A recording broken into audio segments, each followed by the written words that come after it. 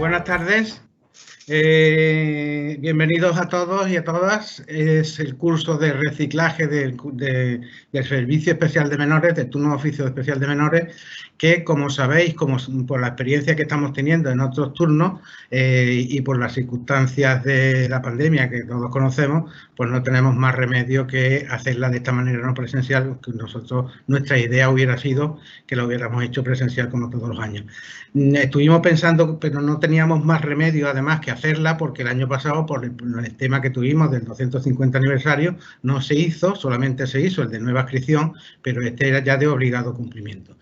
Entonces, no, quiero deciros que no es un curso tal y como siempre lo hemos visto, como lo hemos tenido en cuenta. Son circunstancias nuevas, modernas, hay que irse adaptándose a ellas y lo hacemos con este sistema que intentaremos que, dado que no tenemos la cercanía y el calor que da cuando estamos todos en un mismo sitio, en un mismo salón de actos, pero intentar hacerlo que con la intervención de los ponentes y la moderación que yo pueda hacer, pues que sea lo más ameno y lo más interactivo posible. Nos vamos a interrumpir, lógicamente, tanto uno como otro de los dos ponentes tienen unos temas más o menos individualizados, aunque prácticamente vamos a hablar casi todos de lo mismo y no hay un tema específicamente previsto, sino que lo que nos vaya saliendo, por esto precisamente que estamos diciendo que queremos que sea dinámico, pues lo que nos vaya saliendo es lo que nos vaya viendo de más interés. Lógicamente hay varios temas importantes y todo está presidido por la situación de pandemia en la que nos encontramos, que motiva pues muchas cosas en los juzgados, muchas actuaciones, que es de lo que queremos saber. Nos están haciendo muchas preguntas la gente, no sabemos, y por lo menos para que podamos poner en común algunas ideas claras y no meter mucho la pata entre todos y seguir haciendo nuestro trabajo. Una vez dicho esto, y agradeceros vuestra atención y vuestro índice tan elevado de participantes, porque ha habido una cantidad tremenda de participantes, como ha dicho Laura esta mañana, eran más de 500 personas las que se han apuntado a este turno, pues agradeceroslo y intentar, como siempre, como dije también cuando hicimos el curso de nueva inscripción, que podáis sacar lo máximo posible, el máximo provecho, y que también estamos a vuestra disposición, no solamente aquí, sino en las comisiones, estamos siempre a vuestra disposición para cualquier problema y duda que tengáis. Dicho esto, los ponentes pues son don Luis Rabasa, que es el juez de menores, y Joaquín Olmedo, que es un abogado de Cádiz. Don Luis Rabasa, juez de menores, poco puedo decirlo de él. Primero, que es un amigo de la casa, porque siempre que le hemos pedido alguna colaboración en el Colegio de Abogados nunca nos ha negado su participación totalmente desinteresada y colaborativa. Es una persona de los nuestros y en ese sentido lo hemos traído. En cuanto se lo dije, me dijo que ningún problema, cuando fuera, a la hora que fuera y sin ninguna historia, y para hablar de lo que sea. Entonces yo le dije, tú habla de lo que tú quieras, que tú puedes saber el que sabes, y de todas formas, en este sentido. Es una persona de una trayectoria tremenda y muy brillante, tanto en el juzgado de menores y después su capacidad de trabajo de todos conocidos. Ya sabéis que ha estado llevando el juzgado de lo penal número 6 hasta hace poco y ahora está en sustitución en el juzgado de instrucción número 5. Ya os digo, una persona muy cercana, con empatía con la gente y de los que a los abogados nos gusta tener siempre como jueces.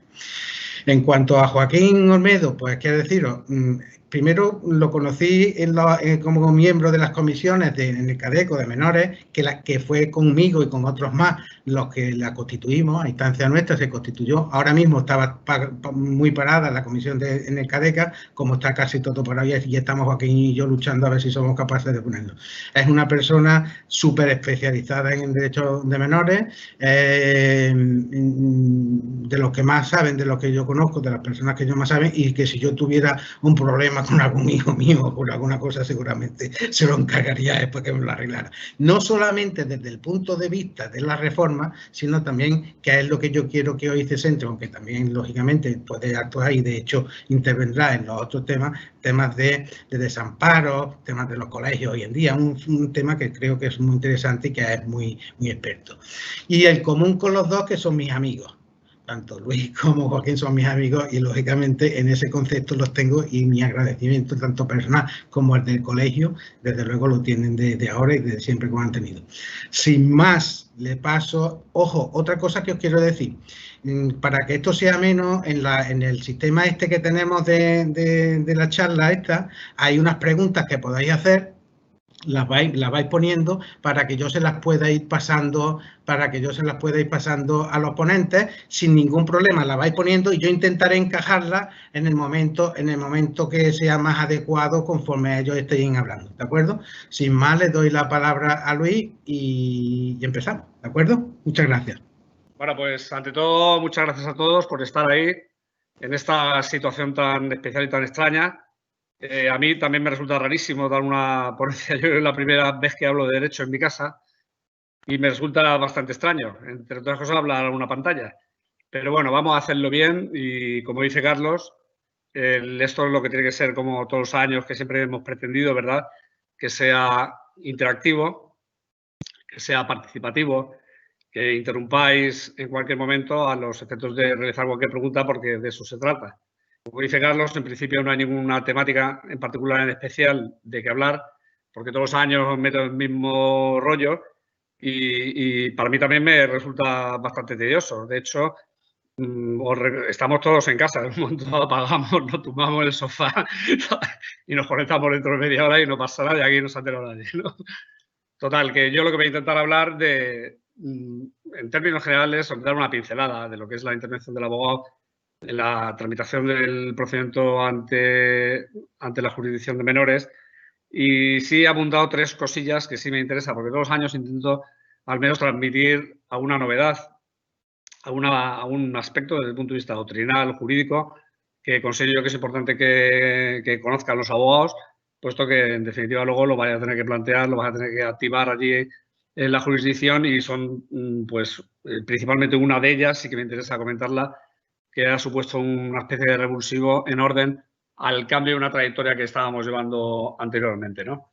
Bueno, va a ser, ya digo, breve. En principio ya sabéis cuál es la tramitación del procedimiento. No voy a soltar la charla, para eso está Joaquín, que sabe bastante más que yo de esto. Y bueno, ya sabéis que la tramitación del procedimiento se divide en prácticamente tres fases. Los jueces conocemos de las dos, de la segunda y la tercera, ¿no? La fase intermedia y la fase de enjuiciamiento y ejecución, ¿no? La fase primaria, la de investigación, como sabéis, le corresponde al Ministerio Fiscal, la instrucción de las diligencias del procedimiento y ahí, en relación con una cuestión que también planteó Carlos en su día, pues también el papel del abogado tiene una importancia fundamental. Estábamos hablando antes, Joaquín y yo, de que el tema de menores, claro, no solo se limita al derecho a la reforma, ¿no? La reforma previa comisión de un delito, de un ilícito penal, que ya sabe Carlos que para él es fundamental el aspecto jurídico, sino que hay un aspecto social, educativo, pedagógico detrás, pues bastante potente. Y de hecho, pues, incluso Joaquín me estaba diciendo que se ha especializado en el aspecto global, en lo que es la perspectiva global de todo el derecho de menores, no solo reforma, sino también protección, etcétera, etcétera, ¿no? Y en ese sentido, pues yo creo que el abogado, y máxime, no sé por qué, me da, quizá por la trayectoria anual que yo voy viendo, en la fase de la tramitación del expediente por orden del Ministerio Fiscal, del fiscal, luego ya posteriormente también, pero en otro sentido, pues tiene un papel fundamental a la hora de buscar una solución a un problema, la problemática que está habiendo con respecto al menor. Carlos siempre ha entendido, siempre me lo ha dicho así, y yo siempre he sido partidario de ello, de potenciar lo que es el aspecto jurídico de la jurisdicción de menores. Es decir, que por mucho educativo que haya, pues siempre es una jurisdicción sancionadora, ¿no? Siempre ha sido una especie como de dos polos que han estado siempre en tensión y nosotros pues dilucidamos cuál es la que prepondera más y pesa más en un caso o en otro, ¿no? Carlos siempre decía, oye, es que no se puede condenar a un niño que no ha hecho nada y el abogado está ahí desde el punto de vista jurídico para pelearlo con todas las armas y herramientas jurídicas que hay y que tiene a su disposición. Y yo también entiendo lo mismo. Quizás los fiscales no lo entienden igual, porque sabéis que también llevan protección, tienen una función de tutela de los derechos e intereses del menor que supera la que tiene la jurisdicción de reforma, a la mía en particular. Y entonces, pues ellos, con ayuda del equipo técnico, que a pesar de que orgánicamente dependen del juzgado de menores, sin embargo, no es exactamente así, sino que desde el punto de vista material y práctico, el equipo del psicosocial, ya sabéis, psicólogo, educador y asistente social, siempre ha dependido desde el punto de vista funcional del Ministerio Fiscal, y además que tiene que ser así porque son los primeros que reaccionan ante la producción del fenómeno que nos activa a todos, que es la comisión de un delito y la presentación de una denuncia, un atestado, etcétera. Y eso hace, que es a lo que iba, que el Ministerio Fiscal pues esté imbuido, esté informado por otra serie de principios, distintos quizás de lo que es puramente la jurisdicción o lo jurídico, que hace que a veces pues, se olviden que efectivamente estamos en un terreno de reforma y que los derechos y las obligaciones, deberes y los principios procesales y los principios del derecho penal pues rigen en toda su extensión, no más, pero en toda su extensión, al menos por igual, que es lo que ocurre con los mayores. De hecho, ya sabéis que hay un principio que dice que no se puede dar peor condición al menor por el hecho de serlo que al propio mayor, y eso desde el punto de vista práctico a veces pues se aplica en la jurisdicción. Hay un artículo, no me acuerdo cuál, que lo dice expresamente, ¿no? Y eso hace que, ya digo, que los fiscales pues a veces fuercen la determinación de hechos, la prueba, la intervención de los equipos, la intervención del sistema, fuerzan la jurisdicción de reforma, porque es cierto, y eso es una realidad, por lo menos aquí, yo no sé en otros lados, que la jurisdicción de reforma funciona mejor que el ámbito de protección. Y cuando hay pues un problema social, un problema familiar, etcétera, se fuerza, se violenta el derecho penal y se le hace intervenir a la jurisdicción de reforma a lo mejor en situaciones en que no hubiera sido necesario, ¿no? Y entonces, pues el papel del abogado ahí está en primera línea de intentar, yo creo, a mi juicio, en mi criterio, intentar que se apliquen los principios del derecho penal con toda, ya he dicho anteriormente, ¿no?, en toda su extensión y toda su fuerza. Y si vosotros consideráis como letrados, en interés del menor, que efectivamente el menor no ha cometido nada o que tiene defensa, una posición, pues lo que hay que hacer es defenderla. Incluso entendiendo, ya se produce una especie de conflicto de intereses, incluso personales con el abogado, ¿no?, moral, profesional, de saber que ha cometido algo, pero saber también que tiene defensa un menor, y pues irá pues a defenderlo, que es la profesión vuestra, a obtener una absolución, a pesar de que necesita a lo mejor una intervención psicosocial, ¿no? Y esto pues lo digo ahora, que siempre lo he dicho y siempre lo he defendido, pero es cierto que actualmente nosotros, por ejemplo, en Córdoba, vosotros lo sabéis perfectamente, más de la mitad de los asuntos que llevamos es de violencia intrafamiliar, de los padres a los hijos, que es una pasada. El número que ha aumentado desde el punto de vista exponencial y numérico, que es una barbaridad. Y eso hace pues, que en la mayoría de los casos, por ejemplo, la denuncia venga presentada incluso por los propios padres, ¿no? Y llegan los niños y generalmente aceptan y admiten los hechos en la fase de instrucción, y entonces pues, ya se activan todos los mecanismos, ¿no? Y eso pues hace, como decía antes, que nuestra jurisdicción, al menos en un 50%, por lo que he dicho, ya no se trata de una jurisdicción normal, ordinaria, sino que se trata de una especie de oficina asistencial para intentar ofrecer una ayuda a esas familias que muchas de ellas pues llegan al juzgado y dicen que no pueden con sus hijos y que necesitan ayuda y qué hacemos con este y vamos a tirar por aquí y tal. En fin, yo siempre, por ejemplo, que me viene gente ahí al juzgado, yo lo que recomiendo evidentemente es denunciar, ¿no? Usted me denuncia y siempre pregunto a mí, ¿de qué denuncio? Hombre, porque que un niño me desobedezca, que un niño no me haga las tareas, que un niño me maltrate psicológicamente, y ahí va el tema jurídico, pero lo que antes no era nada desde el punto de vista del reproche penal, pues ahora se tiene que encajar en algún tipo, ¿no? Y entonces, pues sí, usted denuncie por maltrato psicológico, que viene tipificado en el Código Penal, se tengo que explicar, y bueno, y ahí se activa ya un procedimiento. Pero es verdad que también quizá es probable que se pueda entender que se puede abusar de ello, porque la jurisdicción de reforma es lo que estamos hablando, Carlos, no deja de ser una jurisdicción. Y entonces, pues los niños van a juzgados, se sientan en un banquillo, y con todo lo que eso conlleva, que puede producir también estigmas sociales, etcétera, etcétera. Entonces, yo siempre ya digo que soy partidario de defenderlo desde el punto de vista jurídico. Siempre soy partidario de entender que la jurisdicción de reforma, la nuestra, no es no es un colchón para el caso de fracaso del sistema del sistema de reforma, pero la realidad pues se tropieza con lo que yo estoy diciendo ahora mismo, y se impone la lógica y el imperio de lo que es la cotidianidad nos dice que efectivamente pues estamos para hacer algo más que sancionar, y actualmente pues somos un apoyo muy importante para mucha gente que no sabe hacer con los niños en su casa, ¿no? O sea, el típico delincuente estereotipado de robo y tal, porque cada vez lo hay menos. Hay que también actuar, se trata de otro tipo de tipo delictivo desde el punto de vista criminalístico, ¿no? O criminológico, no criminalístico, criminológico. Y entonces, pues es verdad que las realidades se van sobreponiendo pues a lo que existía anteriormente y que ya no es lo mismo, ¿no? Entonces, pues bueno, pues yo creo que la principal intervención del abogado en la fase de instrucción, en este tipo de supuestos y en otros también, es intentar buscar el interés del menor.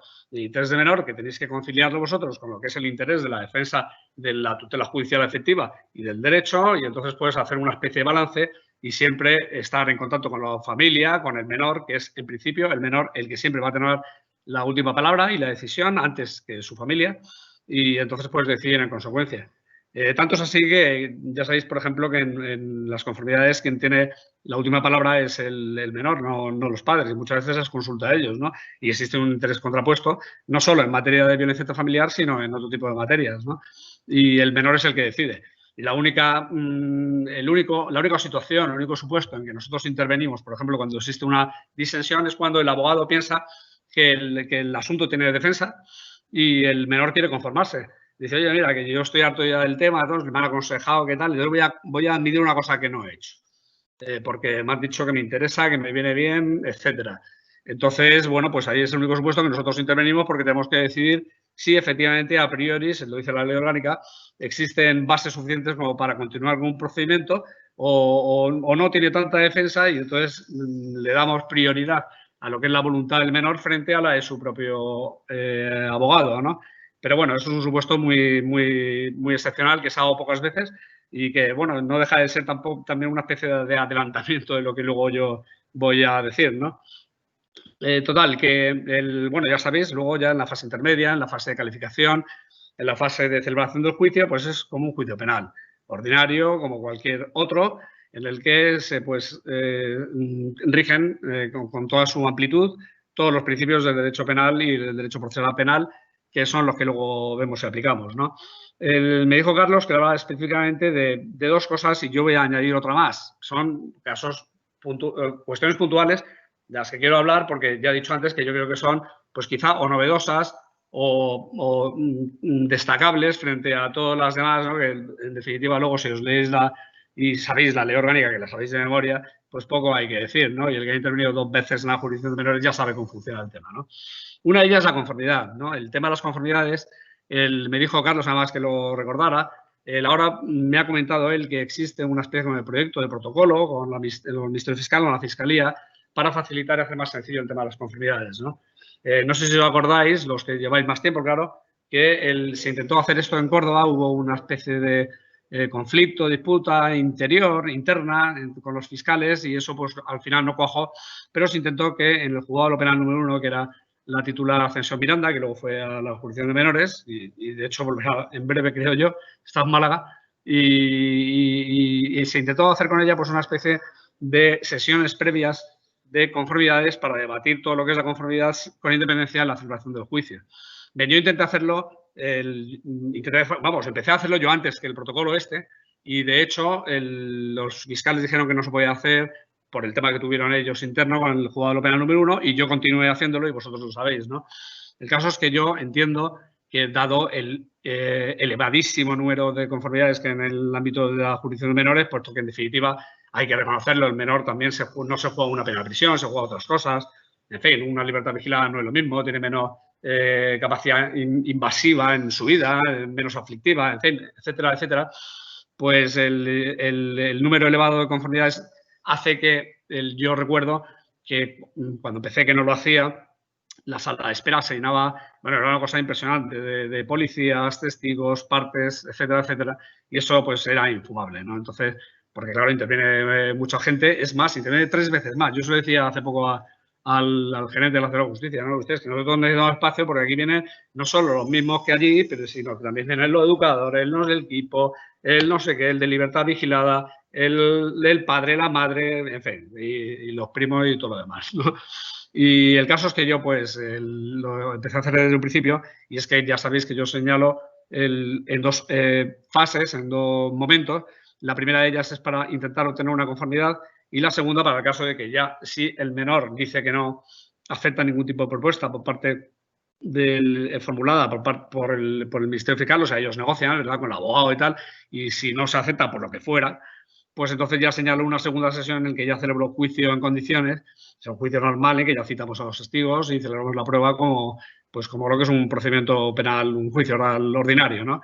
Y bueno, pues en esa fase de conformidades, el abogado evidentemente tiene un papel que es absolutamente imprescindible, fundamental, esencial, puesto que él negocia sabiendo incluso mejor los intereses de lo que sabe el equipo técnico y de lo que sabe el propio fiscal, que tienen otros principios orientadores que hacen que estén informados por otra serie de intereses, ¿no? El abogado no solo conoce la situación familiar del menor, sino que conoce todos los entresijos de sus antecedentes delictivos, si los tiene, de su historial de infracción, de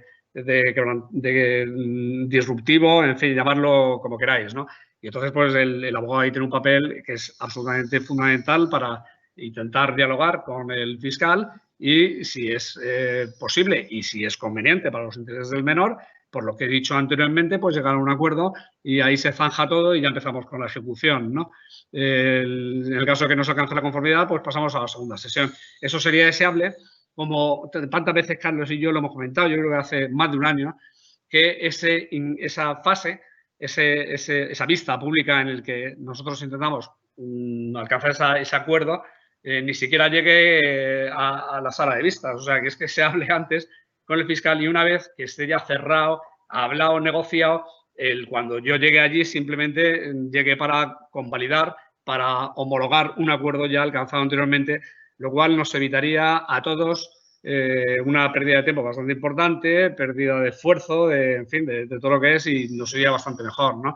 Eso, al parecer, ya he dicho anteriormente que se va a intentar hacer con la jurisdicción de mayores. De hecho, hay un fiscal ya específico para conformidades, con el cual se puede hablar, pero también aparentemente pues no funciona como debiera funcionar, dice Carlos.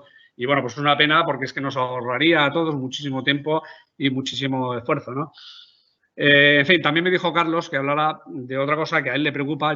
Carlos a mí todos los años me dice lo mismo, me preocupa esto y tal. Y yo, verdad, es que siempre atina y me puntualiza los problemas que son importantes en la jurisdicción.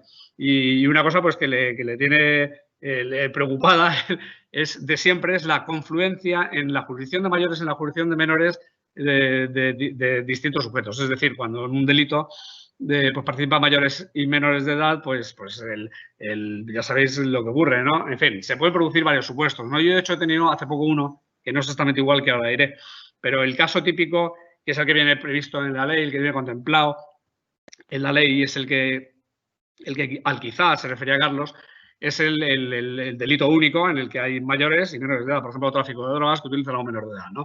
Bueno, pues ya sabéis que en este caso se sigue el procedimiento ante la jurisdicción de menores y se sigue el procedimiento paralelo ante la jurisdicción de mayores. En principio se planteó el tema, se recurrió incluso el reglamento porque tenía una pequeña puntualización con respecto a eso y nada, se dio por válido el reglamento, la ley orgánica, todo, nadie se planteó nada. Pero es verdad que cuando eso ocurre, pues existe el riesgo, no, es que generalmente se produce que se divide la contencia de la causa. Es decir, la jurisdicción de mayores investiga por un lado, nosotros investigamos o enjuiciamos por otro, y el riesgo de que se dicten sentencias contradictorias son tan elevadas, sobre todo por lo que estoy diciendo, porque los principios son absolutamente distintos, pues que hace que sea un problema serio desde el punto de vista de la seguridad jurídica y que merecería pues un trato distinto, ¿no? Evidentemente el trato sería el que conociera, claro, sería lógico, la jurisdicción de mayores de todo el procedimiento, ¿no? Con arreglo a los principios de derecho de menores de los menores o algún mecanismo quizá, no sé, en fin, la imaginación pues que pudiera dar lugar a obtener algún tipo de respuesta frente a eso, pero es cierto que se producen disfunciones bastante importantes. El caso que yo he tenido es distinto. El caso que yo he tenido, que también provoca disfunciones, consiste en un solo menor y un solo hecho, pero es un delito continuado en el tiempo que se comienza a ejecutar, se inicia la ejecución cuando es menor de edad y continúa, cumple la mayoría de edad y continúa ejecutando el delito. Es decir, un delito continuado, incluso con mismo sujeto pasivo, mismo acto, mismo bien jurídico violentado, exactamente igual. Y entonces yo, pues hace poco, aún estudiándome la jurisprudencia del Tribunal Supremo, el que decía una cosa contraria a la que dije yo lo que dije es que yo no era competente, que tenía que conocer la jurisdicción de mayores de todo y arrastraba pues todos los delitos que hubiera cometido al tratarse de un delito continuado que no deja de ser una ficción jurídica, pero que desde el punto de vista al menos ficticio, como dice la palabra, pues produce una unicidad de hecho delictivo, ¿no? ¿Por qué? Pues por lo mismo, porque yo puedo dictar una sentencia que sea contradictoria a la que se dicte luego posteriormente en la jurisdicción de mayores y con la agravante de que se trata del mismo menor. Ya no estamos hablando de distintas personas, mismo hecho otras personas, sino mismo hecho la misma persona, con lo cual sería bastante más grave que lo que antes hemos indicado el que se produjera ese tipo de situaciones, ¿no? El Tribunal Supremo lo que dice, las veces que se le ha planteado, es que sí, que es verdad que se produce una situación anómala, extraña, pero que depende de quién termine antes el procedimiento, que esa es otra, claro, pues depende un poquito del azar, de ver quién sea más prisa y dicta antes la primera decisión o la jurisdicción de mayores o la de menores, y eso parece que condiciona, ¿no? Y en ese sentido también los abogados tienen un papel importante, si tenéis sobre todo en la jurisdicción de mayores, para intentar asentar hechos probados en menores que luego puedan ser favorables o beneficiosos ante el otro orden jurisdiccional, ante el orden jurisdiccional penal ordinario, ¿no? Y lo que decía el Tribunal Supremo, lo que dijo es que sí, se produce una disfunción, pero cuando le llega a él, ha pasado tanto tiempo, al Tribunal Supremo que ya las dos jurisdicciones se han pronunciado. ¿Y qué decía? Bueno, pues dice en un par de sentencias que son, en fin, las más destacadas que yo encontré en su día, pues que la jurisdicción de mayores tenía que tener en cuenta, en consideración, esa circunstancia y sin perjuicio de cumplir el menor la medida de menores y la pena de mayores, lo cual a mí me parece una barbaridad, porque por el hecho de ser menor ya se le ha perjudicado, sin perjuicio de ello, porque se le tuviera en cuenta a la hora de establecer la pena o determinar o imponer la pena, pues una especie de cómputo o la imposición de la pena mínima en la jurisdicción de mayores, en fin. A mí me parece que es otra cuestión que también es bastante importante. No deja de ser una laguna legal. ¿Por qué? Porque es que a mí me ha pasado, y yo soy un mínimo entre los muchísimos que puede haberse dado, de los mismos hechos, sentencias con aplicación de tipos diferentes en un sitio y en otro. Eso es un problema y eso es insoluble. La solución que tú estás diciendo es volver al Código Penal antiguo, cuando eran los menores, a los mayores de 16 años lo que aplicaban el atenuante de menores de edad, se le ponían lo mismo y se le aplicaba un atenuante más o menos y se le rebajaba la pena. Pero esto no es solución. Es decir, no solamente por lo que tú estás diciendo, porque después ahí te encuentras, que también me pasó a mí, que lo estuvimos hablando con el delito continuado, pero en el tema de los delitos permanentes. Es decir, empiezan, y eso fue un tema de descargas de archivos. Empezaron a descargarse archivos de menores, de pedófilos, cuando era menor, pero siguió y los terminó cuando era mayor. Me dijeron en la audiencia que era mayor para todo porque era un delito permanente. Y entonces, pues me lo comí como mayor, ¿no? Y entonces, ojo, hubo mucha diferencia ahí, porque yo entendía que si deberíamos de habernos ido al principio, que es cuando el menor empezó a hacerlo. Es decir, una discusión muy compleja, pero que parece que no tiene, pero puede tener mucha relevancia, porque claro, ¿en dónde vamos que en un sitio me digan que es una agresión sexual, por ejemplo, y en el otro que me digan que es un abuso sexual? Los mismos hechos. O en uno es un robo y en otro es un hurto. La verdad que es complicado. Yo sé que vosotros lo tenéis complicado y lo suyo serían mayores, pero sería volver. Muchas veces las soluciones antiguas son mejores que las modernas, en el sentido de que se trataba como mayores y se les aplicaba el atenuante de menor edad, que más o menos es lo que se estaba diciendo, pero creo que eso debería de exigir y se debería de hacer una modificación legislativa en ese sentido. ¿Cómo? Pero yo qué sé, pero la verdad que ese problema está ahí, y sobre todo cada vez cuando los menores están accediendo, como estamos hablando, ¿no? Es decir, que la delincuencia de menores está progresiva, ¿no? Eso quería decirlo también. Y después una cosa también que me gustaba también, porque yo siempre digo que menores es un laboratorio procesal. Muchas cosas que se han experimentado en menores después se ha pasado a los mayores. Quizá por lo que yo digo diciendo, como son menores no importa mucho a ver cómo sale, y si sale bien pues lo aplicamos a los mayores. Pero el tema del principio de oportunidad Y ahora una cosa que también está muy de moda y que va a estar de rabiosa actualidad, que es la instrucción de los expedientes por parte de fiscal, como se viene haciendo aquí en menores hace mucho tiempo. Pero el principio de oportunidad también es muy importante. Es decir, llegar a acuerdos, que muchas veces hemos llegado a acuerdos allí y hemos dicho, bueno, pues mira, esto nos conformamos sin juicio ni nada, a lo mejor con un trabajo, una redacción, o vete a los patios y riega las plantas, cualquier cosa de esas, ¿no? Es una cosa que es cierto, lo que quería decir esa matización, nada más, ¿vale? Perdona que te meta, ¿vale? Sí, pues mira, tienes toda la razón. Imagínate no solo una calificación distinta ante la jurisdicción de mayores y la de menores. Imagínate, que es lo que te he dicho antes, que se califica igual y si el menor se traga una pena grave y se traga una medida de internamiento. Un internamiento cerrado por un delito de agresión sexual durante 10 años, ¿no? Bueno, pues ese chaval está condenado a 30 años o 40 por el hecho de ser menor. Porque, en definitiva, el internamiento en los centros, ya sabes tú que prácticamente no es una pena de prisión, en muchos aspectos incluso es peor que una pena de prisión, ¿no? O sea, que la cosa no es baladí, que es una cosa bastante interesante y, en fin, que debieran adoptar una solución, eso no cabe duda. ¿No? En fin, yo voy a ir más rápido porque veo, ¿no? Que No, tú sigue un poquito el tiempo. No, ¿Sí? va bien. Bueno, vamos a ver.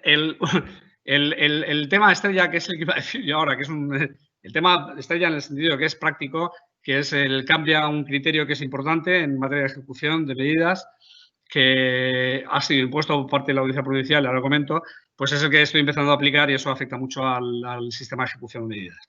Bueno, vamos a ver, vosotros sabéis que cuando se impone una medida, se ejecuta la medida por parte de la entidad pública a través de las entidades que tienen concertadas o por quien sea, los propios entes de la propia entidad pública, en este caso la Junta de Andalucía, y es controlado todo ello, la ejecución como juez de vigilancia penitenciaria por parte del juez de menores, ¿no?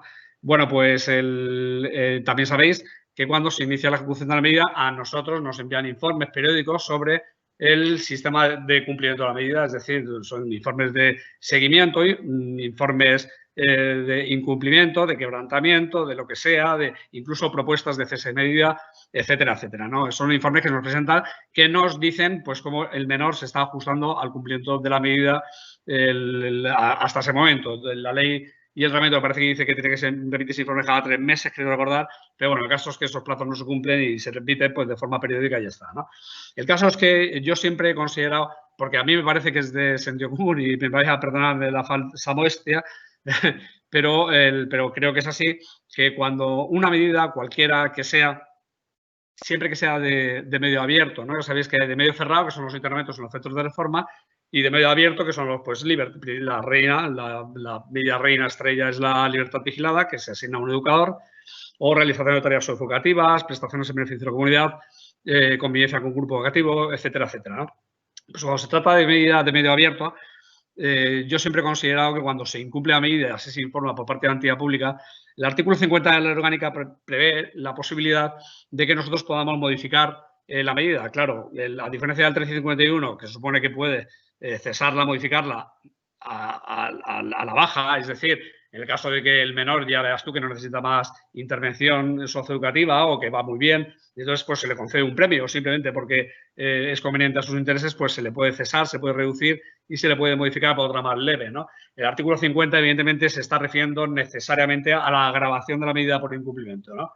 Entonces, en esos supuestos en que se prevé la posibilidad de la agravación, de la sustitución de la medida por un incumplimiento, en principio yo lo que hacía era el medio abierto, que es donde se da, porque en internamiento es que es más raro, ¿no? También se puede producir una disfunción, pero bueno, no es lo mismo. En medio abierto, por ejemplo, libertad vigilada, en el momento en que a mí me informa la entidad pública de que se estaba incumpliendo la medida por parte del menor, que era o bien que el menor no asistía a las citas que le concertaba el educador, o bien no cumplía las obligaciones específicas que se le ponía en la sentencia, o bien simple y llanamente por las pautas socioeducativas del educador se las pasaba por algún triunfo y pasaba del tema y ya está. Total, el menor está incumpliendo y con o sin sugerencia de la entidad pública para modificación de medidas, yo inmediatamente iniciaba esa incidencia de ejecución, traslado al Ministerio Fiscal, traslado a las partes, siempre le doy primero al fiscal, porque si el fiscal me dice que se mantenga, yo lo dejo igual y ya está. Claro, porque yo lo muevo si él me va a pedir una modificación, si no, no tiene sentido, ¿no? Entonces, bueno, el fiscal pues me pide la agravación de cualquier tipo que sea.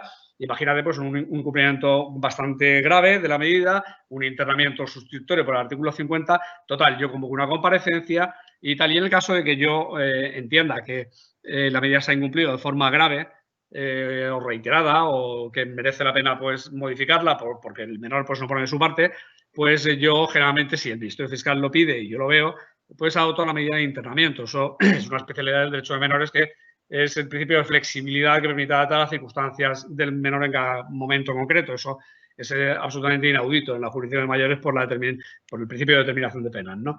Y entonces que yo sustituía, por ejemplo, por internamiento, y como yo no entendía cuánto tiempo había cumplido el menor en libertad vigilada, lo que hacía era librar un oficio a la entidad pública para que me dijera qué tiempo consideraba la entidad pública que se había incumplido la medida.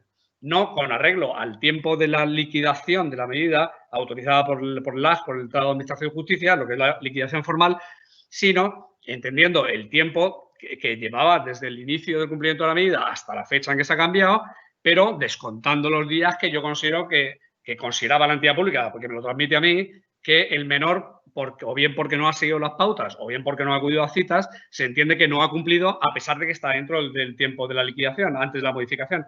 Y entonces a mí me contestaba la entidad pública, e incluso a veces me decía, pues dada la conducta del menor, el menor no ha cumplido nada.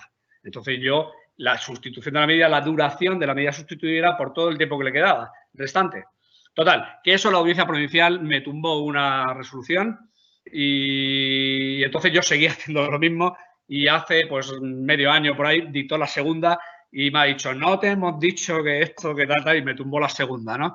Total, que me la ha tenido que envainar y entonces tengo que cambiar el criterio. Yo pienso que es una barbaridad, pero lo que piensa la audiencia provincial y que es lo que estoy aplicando yo ya es que se computa el tiempo de liquidación. Es decir, desde el inicio de la medida hasta el tiempo que se modifica, ese tiempo se considera cumplido y por tanto no se puede volver a cumplir.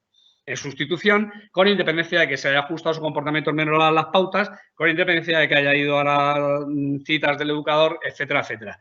Entonces, bueno, ¿eso qué problema hay? Que claro, la jurisdicción, Joaquín, ya sabes, es un poco lenta, que lo he estado antes, y entonces el tiempo que nosotros tardamos en tramitar la incidencia o incluso dándole oportunidades previas al menor, resulta que la mayoría de las veces cuando se sustituye la medida ya ha cumplido el tiempo de la liquidación, con lo cual al niño incumplir le sale gratis.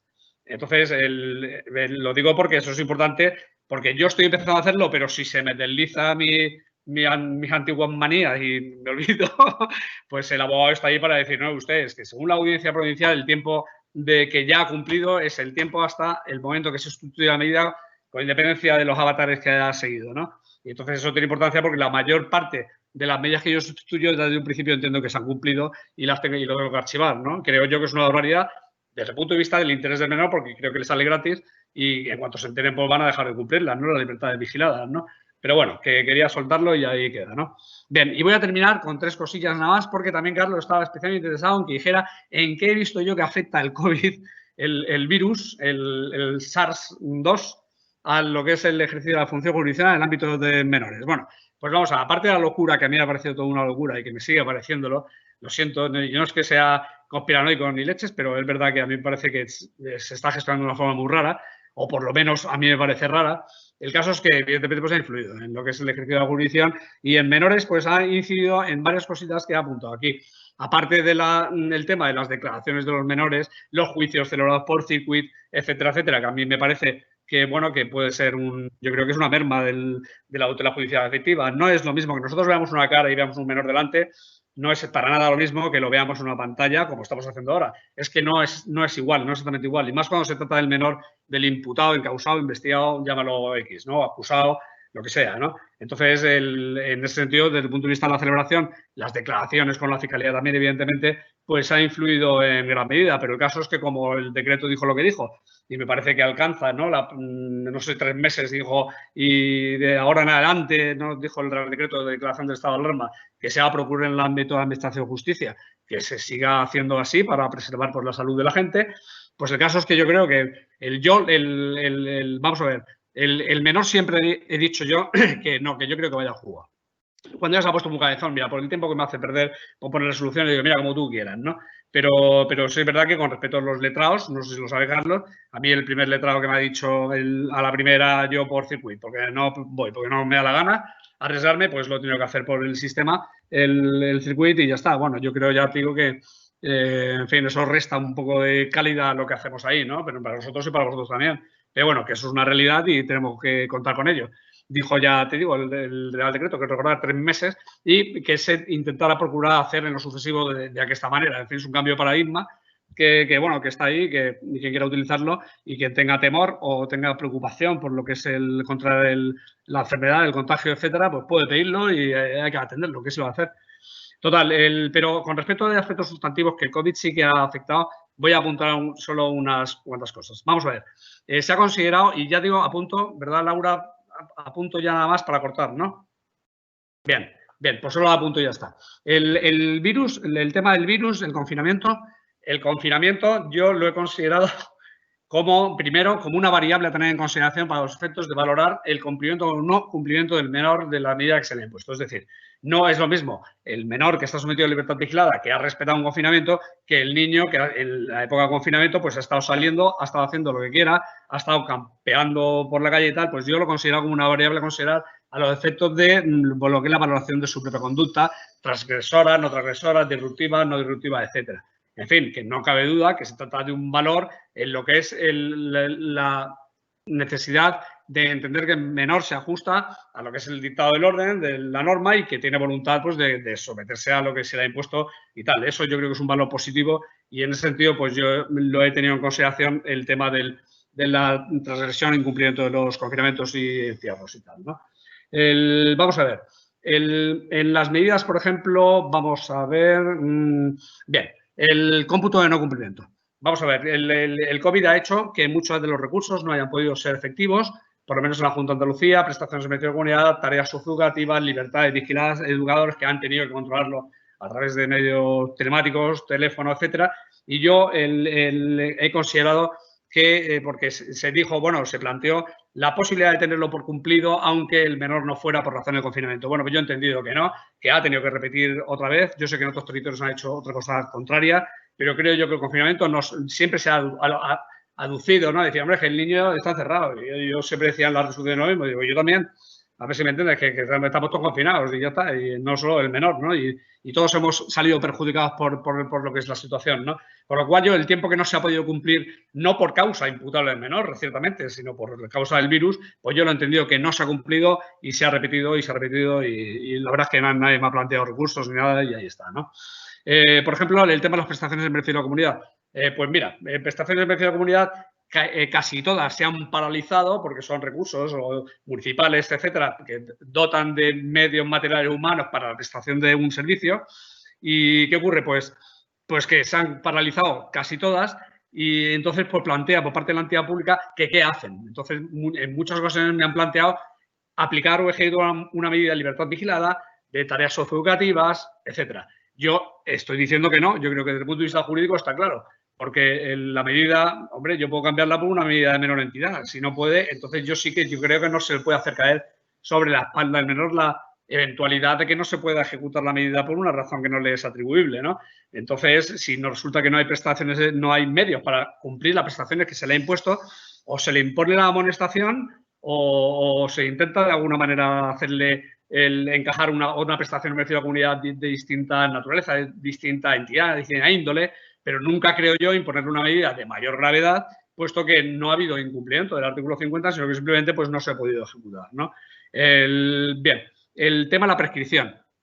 Ya sabéis que, no sé si lo sabéis, si no os lo digo, hay una instrucción de la Fiscalía General del Estado que yo comparto y he compartido desde un principio y es que determina, ya sabéis que los delitos leves en la jurisdicción de menores, las faltas antiguas, son de 3 meses, por paralización de procedimientos, un periodo muy corto, y eso hace que haya muchas prescripciones. ¿El qué ha pasado con la suspensión de los plazos procesales?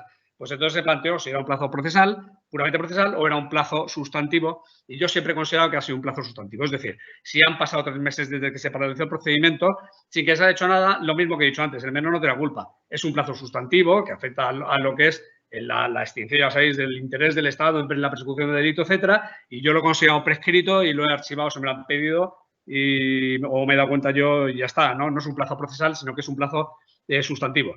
Los centros, en centros de reforma, ¿qué ha planteado el COVID? Por ejemplo, que la falta de salidas por el confinamiento, pues se ha pedido incluso por parte de la Fiscalía que se compute como periodo de cumplimiento, que se le reduzca lo que es la duración de la medida, puesto que no ha podido disfrutar de salidas. La respuesta mía ha sido la misma que he dicho anteriormente. Oiga, que yo tampoco he salido y ¿qué quieres que te diga? Aquí no ha salido nadie y, por tanto, yo no tengo por qué computar nada. Se termina la medida con arreglo al tiempo que inicialmente se impuso y ya está. Y luego, pues tengo apuntado la convivencia con grupo educativo. Mira, pues se empezaron a ejecutar las convivencias. Entonces, uno era sospechoso de COVID porque resulta que se había sido visitado, lo que está pasando ahora con los rastreadores, o había sospechas porque se ponía malo y te lo mandaban a casa. Entonces, a mí me comunicaron inicialmente que mandaban a casa a todos por aplicación del protocolo sanitario, que el protocolo sanitario no dice eso, pero bueno, total, que yo tuve ese problema y tuve que restituir a muchos menos al piso de convivencia. Y decía al piso de convivencia, adopte usted las medidas que considere necesarias de aislamiento o lo que fuera, pero el niño tiene que cumplir su medida, porque no entendía yo, en fin, que todo esto es discutible, pero bueno, son criterios que yo he ido adoptando y que a lo mejor, quién sabe, en breve se van a volver a reproducir porque estamos medio encerrados ya y, en fin, sabe Dios lo que va a pasar en breve o en un futuro, ¿no? Y la situación pues se puede volver a reiterar, ¿no? Y bueno, pues he pegado las pinceladas por no ser más peñazo, perdón, Laura, de las pinceladas en relación con lo que se me ha ocurrido del tema este, ¿no? Y ya pues le doy la palabra a mi compañero Joaquín o a Carlos, a mis generosos y pacientes compañeros, y ya me callo. Venga, muchas gracias a todos. Bueno, Oye, cuando queráis. Muchas gracias, muy bien. En relación con esto que has dicho últimamente, es que no solamente en menores, sino que se está planteando en otros sitios, y es que aquí parece ser que se están derogando de una manera absolutamente extravagante, porque no se atiene a ninguna norma, principios que todos teníamos asumidos de derecho penal, puro y duro. En relación con vosotros es la libre apreciación de la prueba por parte del juez. Es decir, que yo comprendo que no se puede ir, que los riesgos de la enfermedad, que no debemos, lo que tú quieras, pero yo he comentado con muchos compañeros, ¿yo cómo voy a condenar a alguien sin verlo? Eso por un lado. Por otro lado, cuando se nos impone, porque en determinados juzgados se nos ha dicho, oye, que no vengáis por aquí que lo vamos a hacer por circuito. Muy bien, pero es que el cliente tiene derecho, en mi opinión, a ir a un juicio donde esté un abogado, donde un fiscal también pueda percibir y no estén en su despacho y que no van a ningún sitio porque lo hacen todos de manera telemática, con lo cual no puedes ni hablar prácticamente, no puedes, es decir, es que se están mermando mucho los derechos de toda la gente, ¿no? Y entonces yo creo que eso es un problema grave, muy grave, aunque parece que como por comodidad o por eso nos puede venir bien, pero a la larga yo no sé hasta qué punto no estarían contaminados o con algún tipo de nulidad algunas sentencias que se pudieran dictar en esas condiciones, ¿vale? Eso es mi opinión. Y segundo, el tema de lo que está diciendo, ¿no? Es que lo de la prescripción, esto es totalmente claro. La prescripción, una cosa es las historias de los plazos y de las historias, y otra cosa es que los tiempos son los que son, salvo que lo cambien, que si cambian una ley, dice usted, la prescripción es después de formar, pero mientras que no se cambie, si son 6 meses, son 6 meses. Por A, por B o por C, por lo que sea, eso no se puede interrumpir. Estoy totalmente de acuerdo contigo. Y lo otro que decías tú de mantener eso era un poco como siempre se ha copiado la legislación de menores de la legislación de mayores, era un poco el tema de la libertad condicional, que les daban la libertad condicional y de computar después dice, si no, pues te retrotraigo otra vez al primer día y usted cumple todo, ¿no? Creo que iban por ahí, era lo que quería deciros por ahí también, ¿no? Pues sí, ese era lo que quería decir, Carlos. Yo es que me voy a callar ya porque si no mi compi no va a poder abrir la boca. Y tú sabes que yo doy mucho carrete, Carlos. Bueno, hay una cosa también que me han dicho, que ha dicho algunas que me han pedido, que las sentencias estas del Tribunal Supremo y eso, a ver si ya no las puedes pasar. Si me las puedes pasar, me las pasas y yo las colgaré en la página nuestra, si es posible. ¿Cuáles en particular? Las sentencias, sobre todo, creo que a las que te has referido de lo que tú habías dicho del Tribunal Supremo en cuanto a la laguna esta que teníamos, ¿no? Vale, las tengo grabadas en la pantalla del juzgado. Ok, Por lo cual te pues las sí. paso Me las cuando quieras. pasas y yo las cuelgo. Oye, y también las de aquí de la audiencia, que es muy interesante, las de aquí Vale, de, no, lo que te voy las a de aquí hacer es de la te paso familia. las del Supremo, Eso te es. paso el auto mío y te paso el auto de la audiencia, ¿ya está? Ah, perfecto. Y yo Entonces lo ya te puedes cuelgo, hacer el le puzzle. quitamos los nombres y eso y lo colgamos. Sí, sí, ¿Vale? eso. Muy bien. Vale. Bueno, pues no sé si hay más preguntas por ahí, si no pasamos a Joaquín. Pasa tú, Joaquín, y volve. Oye, Luis, que tú no has acabado, que tú intervengas también si quieres ahora con lo de Joaquín, ¿vale? Sí, no, yo me voy a la cocina a tomar un café, ahora vuelvo. Vale. Muchas gracias. Bueno, Joaquín, pues empiezas tú cuando quieras, ¿vale? Venga, gracias, Carlos. Vale, lo primero, daros las gracias, lógicamente, al Colegio de Córdoba, a Carlos. Hombre, está aquí con don Luis, al que conocemos ya desde hace tiempo y de alguna que otra batalla, volvernos a ver después de tanto tiempo, al que tuve el honor de tenerlo de profesor en ese primer experto en justicia de menores de la Universidad de Sevilla. Bueno, ha llovido, pero aquí estamos. Carlos me ha puesto un toro un poco miura, ¿vale? Con todo mi cariño a Carlos, evidentemente. Vamos a ver, hablar del sistema de protección en menos de 10 minutos, un cuarto de hora, es imposible, ¿vale? Lo siento mucho, pero es imposible. Habría mucho que hablar y voy a intentar dar unas pinceladas. Pero como, bueno, principalmente también aquí estamos en un turno de reforma juvenil, pues voy a empezar haciendo unas pequeñas pinceladas a la magnífica intervención de don Luis, que poco tengo que decir, pero bueno, sí quiero decir algunas cositas, ¿vale? Porque bueno, en materia de la instrucción, recordaros la labor del letrado cuando se hagan pruebas sobre derechos fundamentales, la necesidad de que el juez autorice dicha prueba. Es decir, cuando se intervenga, por ejemplo, ADN, algún tipo de intervención de comunicaciones, y lo digo porque, por ejemplo, por suerte o por desgracia, más bien por desgracia, en el ámbito de Cádiz, delito contra la salud pública, pues tenemos habitualmente mucho y habitualmente me he encontrado personalmente con algunas dudas en cuanto a intervenciones de móviles y demás cuando ha aparecido el móvil de un menor en esos rastreos que hace la Guardia Civil o la policía, que rastrea un montón de email de forma libre para jugar a los narcos y resulta que aparece a nombre de un menor. Bueno, esa autorización, ¿quién lo hace? ¿Quién es? La fiscalía, porque bueno, por desgracia de esos temas uno está en cierto modo acostumbrado, ¿no? Entonces, bueno, recordaros que en materia de derechos fundamentales tiene que autorizar el juez, porque el juez además tiene una función para mí muy importante en esa instrucción, que parece que se olvida, pero no, y es el juez de garantía, es decir, está para velar que el fiscal efectivamente adopte las garantías en interés del menor, con lo cual nos permite hasta los letrados, si se nos deniega una prueba en instrucción por parte del fiscal, solicitarla al juez por si es necesario o no es necesario, ¿vale?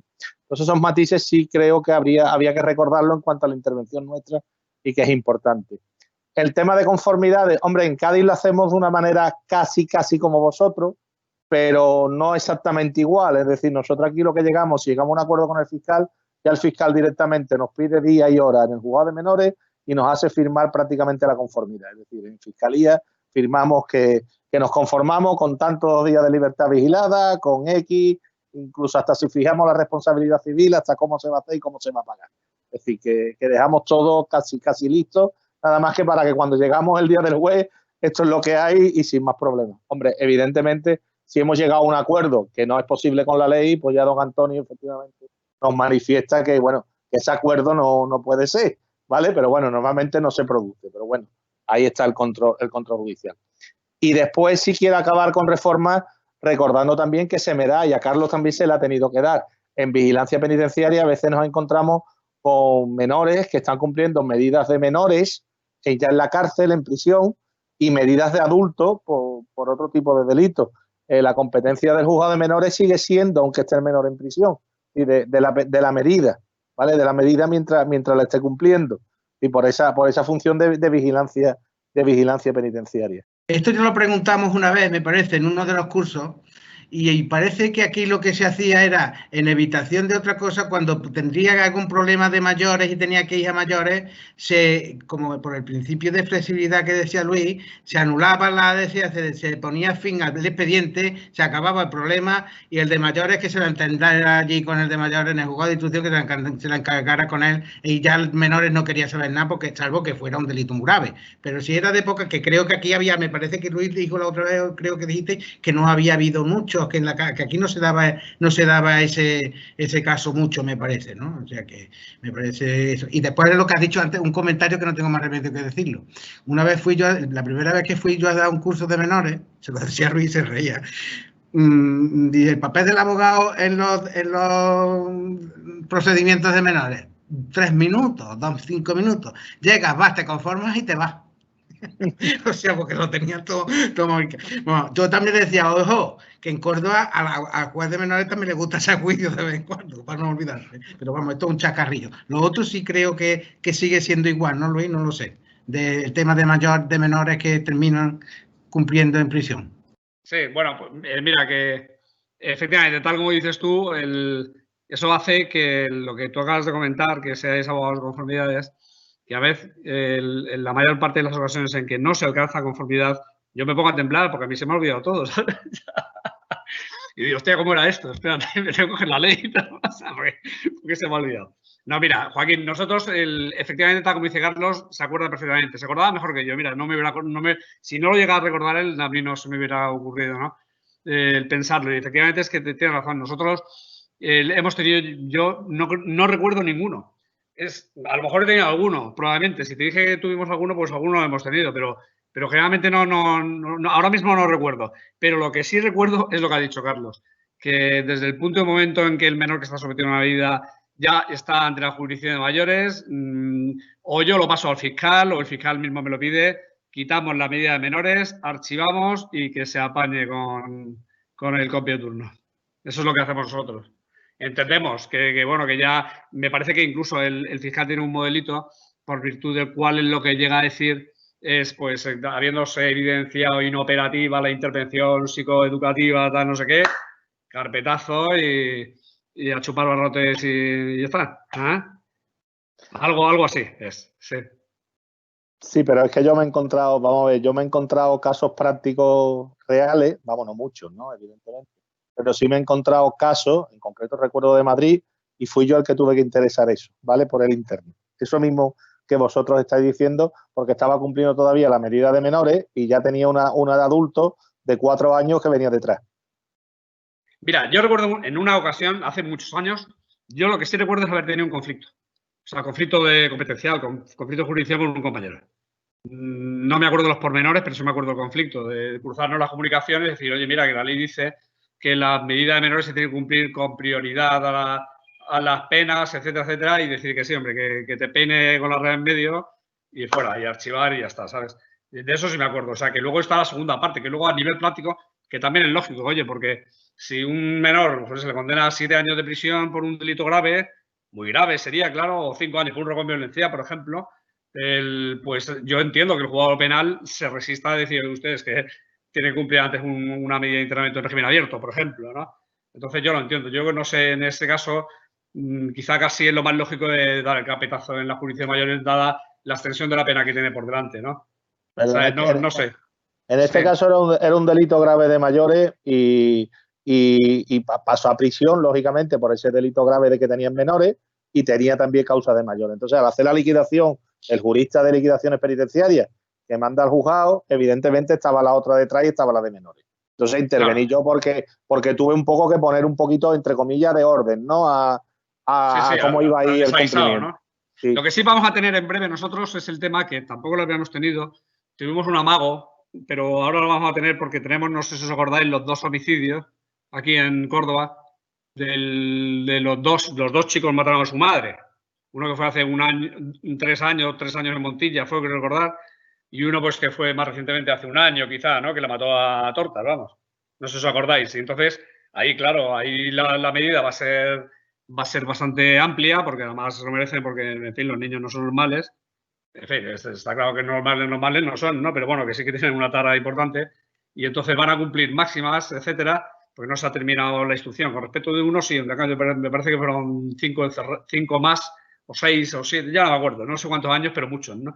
Y entonces sí se nos va a plantear la situación de lo de cumplir o no en centro penitenciario la medida de menores, que nunca se me ha planteado y yo creo que eso, en 1 año o 2 sí vamos a tener que plantearlo y además en este caso vamos a tener que hacerlo porque ya te digo que el primero de ellos, que ya tiene la condena, lo que es la sentencia, el otro no, el otro está en instrucción.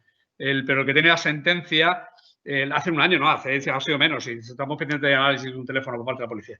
Pero el que tiene ya la sentencia se va a llegar a los 23 era 21, ¿no? No, 18, 21 con la reforma 21. Sí, 21, pues va a llegar a los 21 y nos vamos a tener que plantear qué hacemos con el chico, lo cual también va a producir problemas, claro, porque aquí en Córdoba por lo menos menores no tenemos en el centro penitenciario, no sé cómo se lo van a montar, ¿sabes? Bueno, pues dicho estas pequeñas puntualizaciones, que yo creo que no vienen mal nunca,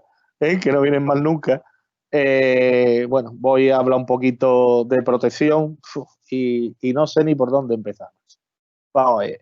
Primera diferencia, bueno, a todo esto, efectivamente yo estoy intentando llevar menores, como bien ha dicho Carlos y Luis, desde un punto de vista global, porque este es un campo abierto, y lo digo para todos los compañeros que quieran dedicarse a menores, esto es un campo abierto y cada vez tenemos más problemas desde el punto de vista también educativo, con menores con discapacidad, con menores con problemas, con menores con bullying, con 10.500 historias, con temas de protección de menores, con temas evidentemente de familia, que muchas veces yo no entiendo a los abogados de familia porque no llevan temas de protección y esto es como el penal que no sabe de ejecución penal. Sí, muchas veces que hay compañeros que dicen, bueno, me han condenado y ahora búscate otro abogado que esto ha terminado. No, mire usted, esto no ha terminado con la sentencia. Pues esto es igual, ¿no? Yo muchas veces no entiendo a algunos compañeros en familia. Vamos a ver. El sistema de protección de menores tiene para mí un gravísimo problema, ¿vale? El gravísimo problema, y permitirme que sea crítico, es que en el año 83, creo que es, 89, reforman la ley, exactamente no sé en qué año fue los 80, donde pasa la jurisdicción de ser del juez el que tiene que autorizar los desamparos a autorizarlo los servicios sociales o la administración. ¿Qué pasa? Estamos con una resolución administrativa, con el grave problema que supone una resolución administrativa. Primer grave problema, todos sabemos que aplicamos derecho administrativo y en derecho administrativo las resoluciones administrativas tienen presunción de legalidad, es decir, que están bien tomadas. Eres tú el que tiene que probar que eso está mal tomado y que eso es una resolución injusta o ilegal. Vale, pues al faltarnos ese control judicial, ¿qué ocurre? Que las administraciones muchas veces pues empiezan con adoptar los desamparos y mientras vamos al juzgado, que tenemos 2 meses para recurrirlo, estamos intentando también desde CADECA, y Carlos lo puede decir, porque, hombre, estamos parados por el COVID, pero hemos hecho bastantes iniciativas. Hemos informado unas pocas de leyes y que cuando algunas veces veis que los compañeros estamos en CADECA y demás, que estamos trabajando, el año pasado tuvimos los encuentros de Málaga, este año no lo hemos podido tener, pero hay intención de continuar. Hemos impulsado en la Junta y lo hemos dicho, que se nombre abogado desde la vía administrativa en estos procedimientos de desamparo y que se nos pague, porque no entendemos por qué en extranjería se paga y aquí en menores no se paga, para que haya un asesoramiento a la familia desde el minuto 1, ¿no? En esos expedientes. Entonces, claro, el problema es la vía judicial y el problema es que no podemos llegar a la vía judicial y la vía judicial es lenta. Entonces, hay veces que los asuntos sociales o lo que yo detecto es que van a retirar al menor y a veces con informes no muy contundentes, con informes no muy claros, porque bueno, cuando se retira un menor, por ejemplo, en una vía penal, voy a poner un ejemplo, ¿no? En caso de un niño sometido a mendicidad y hay unas medidas cautelares, bueno, pues hay unas medidas cautelares, se ha retirado por unas medidas cautelares, hay un control judicial y bueno, medio se ha acreditado una apariencia de buen derecho que el niño se dedicaba a la mendicidad y se utilizaba para lo que no se tenía que utilizar. Vale, perfecto, pero aquí no. Aquí nos encontramos con que la violencia de género muchas veces está penalizada con la retirada de menores. Por cierto, nadie lo dice. Todavía no he escuchado ninguno de esos grandes movimientos en defensa de la mujer, decir que a la mujer se le victimiza quitándose a sus hijos. Tengo expedientes y lo puedo acreditar, con expedientes, con nombres y con números de personas. Ayudas por pedir ayudas sociales, por vivir en una situación económica mala, cuando la propia ley, además la ley se reformó, por favor, Laura, corrígeme, porque esto es muy largo, yo me enrollo también más que una persiana.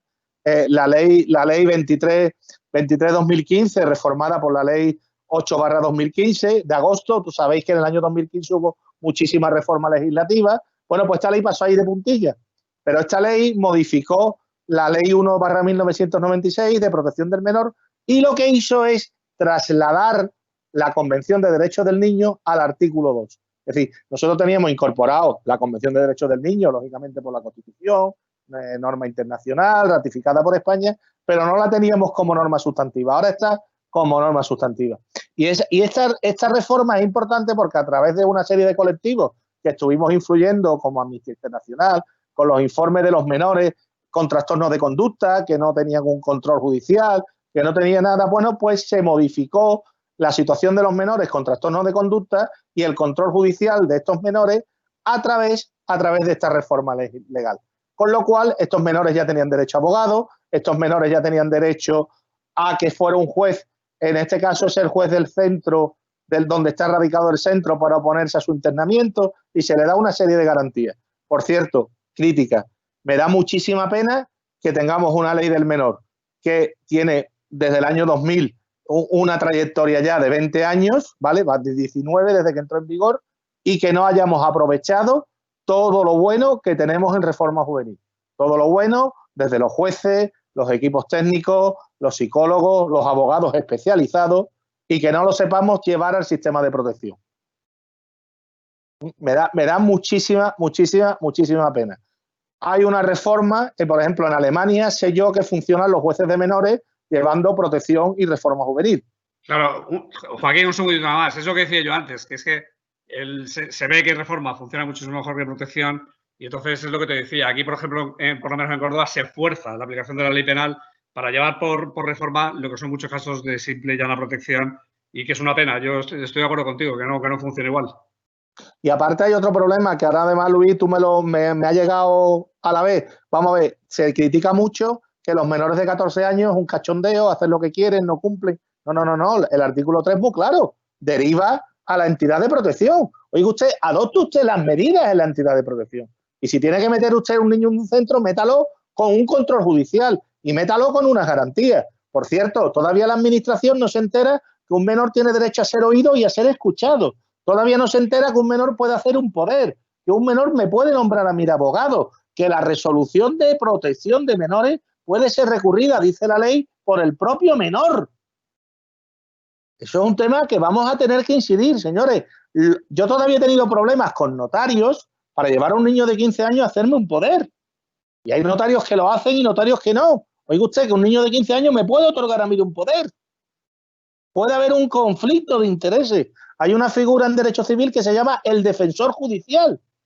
Y el Ministerio Fiscal, que en protección tiene mucho que ver, porque se supone que como no hay un juez, el que fiscaliza, el Ministerio Fiscal, lo siento mucho, no hace nada, pero no hace nada porque no puede. Porque el Ministerio Fiscal, hay un fiscal, por ejemplo, para toda la bahía de Cádiz. ¿Cómo va este hombre? A ver, en fiscales en protección en Cádiz hay dos. Uno para Algeciras y otro para Cádiz. ¿Me queréis decir vosotros, con 1000 y pico de expedientes de protección al año, cómo este hombre se puede ver 1000 y pico de expedientes? ¿O esta mujer? Es imposible, porque faltan medios. Es decir, no es que no tenga interés, es que puede acudir a lo que pueda acudir. Y muchas veces no contesta, muchas veces tal, pero es porque no puede.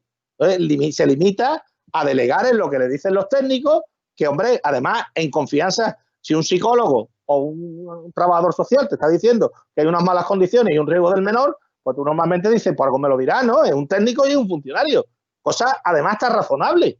Pero es que después resulta que no se comprueba, que cuando tú llegas al fiscal y le dices, oiga usted, que en este expediente de protección no se ha tenido en cuenta esto. Bueno, el fiscal dice, bueno, pues ya lo veré, pero no informa.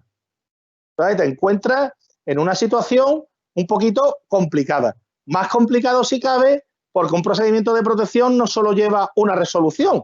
Si un procedimiento de protección lleva, primero, como se trabaja en Andalucía, ¿vale? Y en Andalucía hay cosas que hemos mejorado. Gracias a CADECA y a algunas cosas que hemos hecho. Ahora mismo, por ejemplo, te personas en el expediente por la familia, mediante un escrito por email al equipo de familia, y el equipo de familia te manda el expediente en un enlace telemático, que tú te lo bajas. En la administración sí hay expediente digital, cosa que en los juzgados no. Es comodísimo, ¿no? Te mandan una clave, te dice, pinche usted aquí durante 7 días, puede usted entrar, ¿vale? Pues ya tú has visto todo el expediente del menor, ¿vale? Bueno, eso es bueno y eso hay que alabarlo. Pero después te encuentras con otro problema, y es que si te dictan una resolución de desamparo provisional y tú recurres al juzgado, lógicamente tiene 2 meses para recurrir al desamparo provisional. Pide unas medidas cautelares, pero en ese trámite te dictan una resolución de desamparo definitivo, que también tienes que recurrir. Con lo cual son otros 20 días, otra petición de expediente. Los 20 días sabemos tener un juzgado que no son 20 días, son 40 o son 60. Si después además te quitas las visitas con los padres y tienes que pedir visitas, es otra resolución que recurre. Con lo cual, al final, te encuentras con 5 resoluciones que no puede más. Y a veces ya, cuando ya quieren rizar el rizo en la administración, pues imaginaros cómo me pasa a mí con algunas, que te dicen que hay unos presuntos abusos sexuales fatales, y entonces ya te paralizan con la cuestión prejudicial penal. Pues, macho, al final, como te quitan a un niño, la ruina, perdonadme, total. Entonces, yo desde ese punto de vista, y voy a enlazar con lo siguiente que me dijo Carlos, porque me enrollo mucho y demás, y ahora me preguntáis lo que queráis, deciros, es un tema administrativo, ¿vale? Nos podemos personar, podemos pedir el expediente. Por favor, es un tema administrativo. Todos los procedimientos administrativos tienen un plazo de caducidad. El plazo de caducidad, según la ley andaluza, porque esto es muy gracioso, en materia de protección son 4 o 5 artículos lo que tenemos en la ley de enjuiciamiento civil. Pero esperaros, que tenemos las 2 leyes que os he comentado antes, la ley 196 y 17 leyes autonómicas. Pero no lo perdáis, que una de ellas en el País Vasco no solo hay una, hay 3 más, porque en el País Vasco las diputaciones forales, estoy llevando varios temas en el País Vasco, son las competentes y tienen su propia ley, es decir, que la de Álava regula un plazo, la de Vizcaya regula otro plazo y la de Guipúzcoa regula otro plazo. Con lo cual, imaginaros el follón total. Pero bueno, que son cosas que podemos alegar, ¿vale? Podemos alegar, por ejemplo, todas las incidencias de la nulidad que establece la ley de procedimiento administrativo, de nulidad de los expedientes, de caducidad. Y eso, cuando llegamos a una demanda, se lo tenemos que invocar al juez, porque al juez hay que darle el derecho. El juez, a mí me dieron, bueno, tuve la inmensa fortuna de venir unos magistrados del Tribunal Europeo de Derechos Humanos hablando un poquito de derechos de menores y demás. Estuvo en Madrid en la Fundación Abogacía. Y una de las cosas que nos decían es que al final el juez es el amigo del derecho. Es decir, dale el derecho, dale todo clarito para que el juez te lo pueda aplicar, ¿no? Pero dile esto. Entonces, eso lo tenemos que decir en las demandas. Cuando nos opongamos a una resolución administrativa de desamparo, nos digamos que nuestros clientes son unos santos varones con el niño. Entremos en más profundidad. Invoquemos también derecho europeo. Mirad, el derecho europeo es derecho español. El juez europeo es el primer juez del procedimiento. Y el juez español aplica derecho europeo. Entonces, en materia de menores, y quiero también, es que estoy hablando porque no quiero que se me vayan ideas de la cabeza, perdonadme, en materia de menores, todo lo que es el derecho europeo, la Carta Europea de Derechos Menores, la convención, lógicamente, del convenio europeo, todo esto se aplica, es derecho directamente aplicable. Y bueno, ahora mismo yo tengo varias resoluciones pendientes de temas judiciales sobre la caducidad o no de esos expedientes administrativos de desamparo en vía COVID. La semana que viene seguramente voy a rizar más el rizo porque ya voy a denunciar a algún funcionario por prevaricación. Me lo voy a jugar, ¿no? A lo mejor no va a ningún lado, pero por lo menos voy a decir que si no me ha devuelto al menor y el expediente está caducado, hay una resolución injusta sabienda, ¿vale? Es decir, ya voy a rizar un poquito más el rizo. A lo mejor me digáis que qué agresivo es este letrado y que lo cuesta. Pero a veces, verá, hay que buscar soluciones y los letrados estamos para intentar buscar soluciones. Y si yo consigo solucionar el problema de mi cliente, es lo que tengo que hacer. No tengo que hacer otra cosa. Entonces, vamos a ver. Durante el COVID, como todos sabéis, los plazos procesales han estado suspendidos. Pero el Real Decreto establecía unas causas donde los plazos no estaban suspendidos. Y, entre otras cosas, estaban las normas esenciales. Entiendo yo que los procedimientos de protección de menores son esenciales. Y en los procedimientos de protección de menores, aparte que lo dice el propio Real Decreto, aunque la Junta de Andalucía se olvide, los plazos regían. Y si tu administración tenía plazo para quitar a un menor, tú tienes plazo para resolver. Porque, claro, tú quitabas en virtud de una resolución administrativa. Entonces, a ti el plazo no está suspendido. Es decir, ese plazo está en vigor. Entonces, en base a eso y en base a una serie de artículos que os puedo citar, el artículo 8 del Convenio Europeo. Mira, lo voy a leer porque lo tengo aquí, ¿no? La Convención de Derechos del Niño, artículo 8 y 9 de la Carta Europea de Derechos de la Infancia y artículo 7 y 8 del Convenio Europeo de Ejercicio de los Derechos del Niño de Estrasburgo, 25 de enero de 1996, que se ratificó en el BOE de 2015, donde dejan más claro que en los procedimientos que afecten a un niño, la autoridad judicial debe actuar con prontitud para evitar la demora inútil y deberá existir procedimientos encaminados a seguir a una rápida resolución de decisiones. Es decir, está claro que estos procedimientos no han estado parados. Y si no han estado parados, usted tiene que resolver en 3 meses. Y si usted no ha resuelto y para colmo no me ha prorrogado, porque ellos tienen posibilidad de prorrogar hasta 6 meses, no me ha prorrogado. Pero diga usted, no me ha prorrogado y además o me ha prorrogado mal, porque la administración lo que no me puede prorrogar es por un informe que ellos tienen a mano telemáticamente. Porque le falte, por ejemplo, un informe del Ayuntamiento de Conil, por poner un ejemplo, a eso tiene acceso. Eso no es causa de prórroga. Entonces, bueno, pues ahí entiendo yo que los expedientes están caducados y que procederían la inmediata restitución del menor, ¿no? Entonces, en cuanto a esto con el COVID, yo creo que está claro, para mí está claro, y además Europa nos ha dado muchos varapalos, ¿eh? Europa con estos temas nos ha dado muchos varapalos. El problema de Europa es que es muy complicado ir, que tenemos que agotar las vías nacionales y todos sabemos que primero tenemos un juzgado de distancia, después tenemos una audiencia provincial, después tenemos un tribunal supremo y después tenemos un tribunal constitucional, que aunque nos inadmita el recurso, tenemos que presentarlo. Y claro, todo esto es tiempo. Y después tenemos 6 meses para formular el recurso ante el Tribunal Europeo de Derechos Humanos.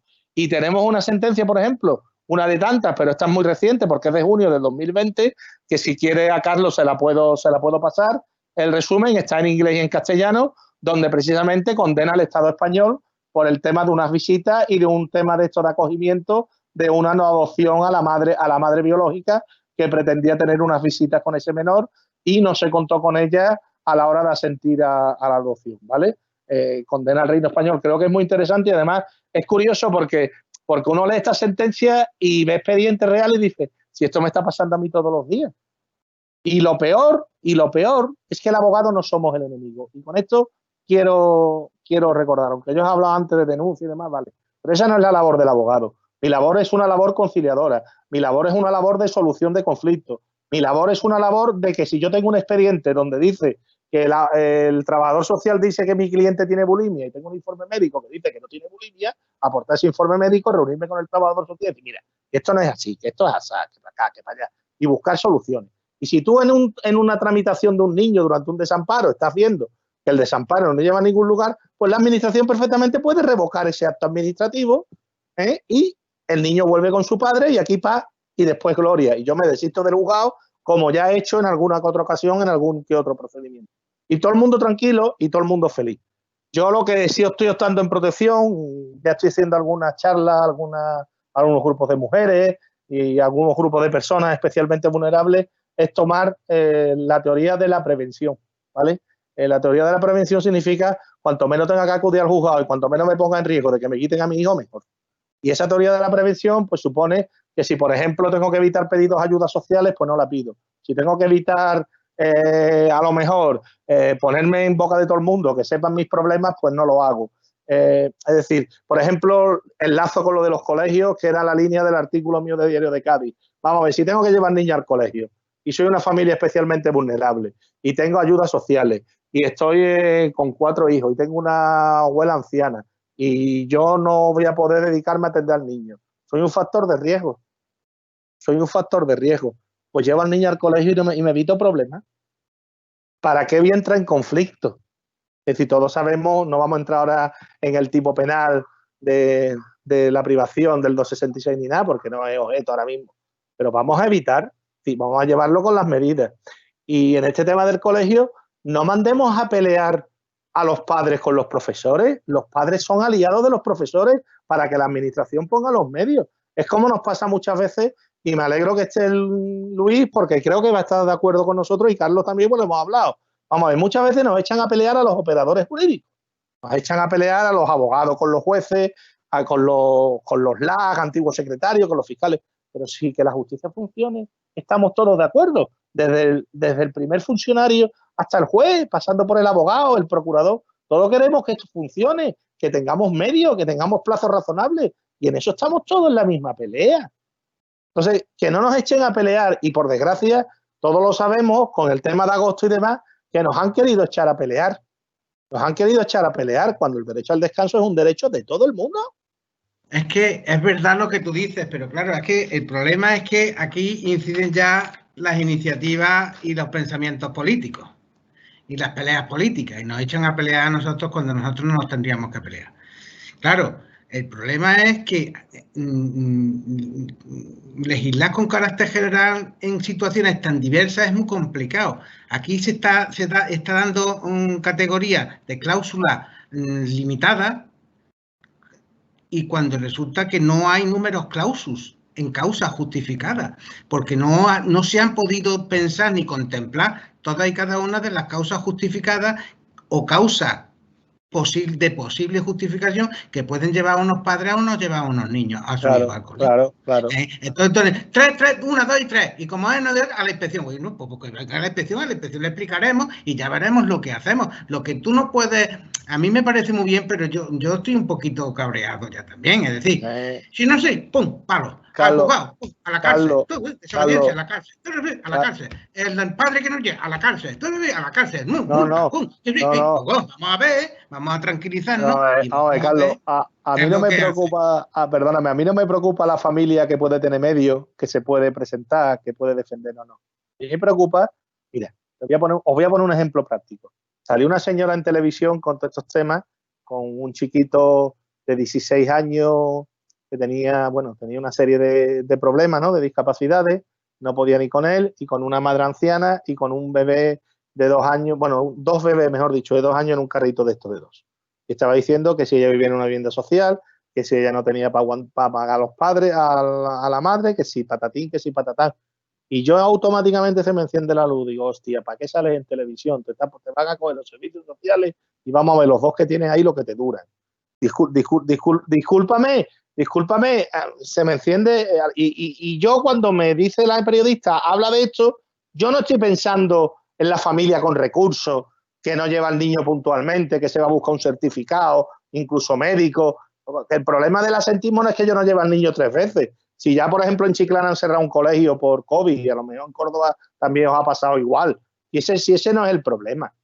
Si el problema es que yo me empiecen a decir que si yo no llevo al niño, que si yo al niño lo llevo sucio, que si yo al niño no le he dado el desayuno, que si yo en vez de leche le llevo agua, y todas estas cosas las he visto yo en los expedientes.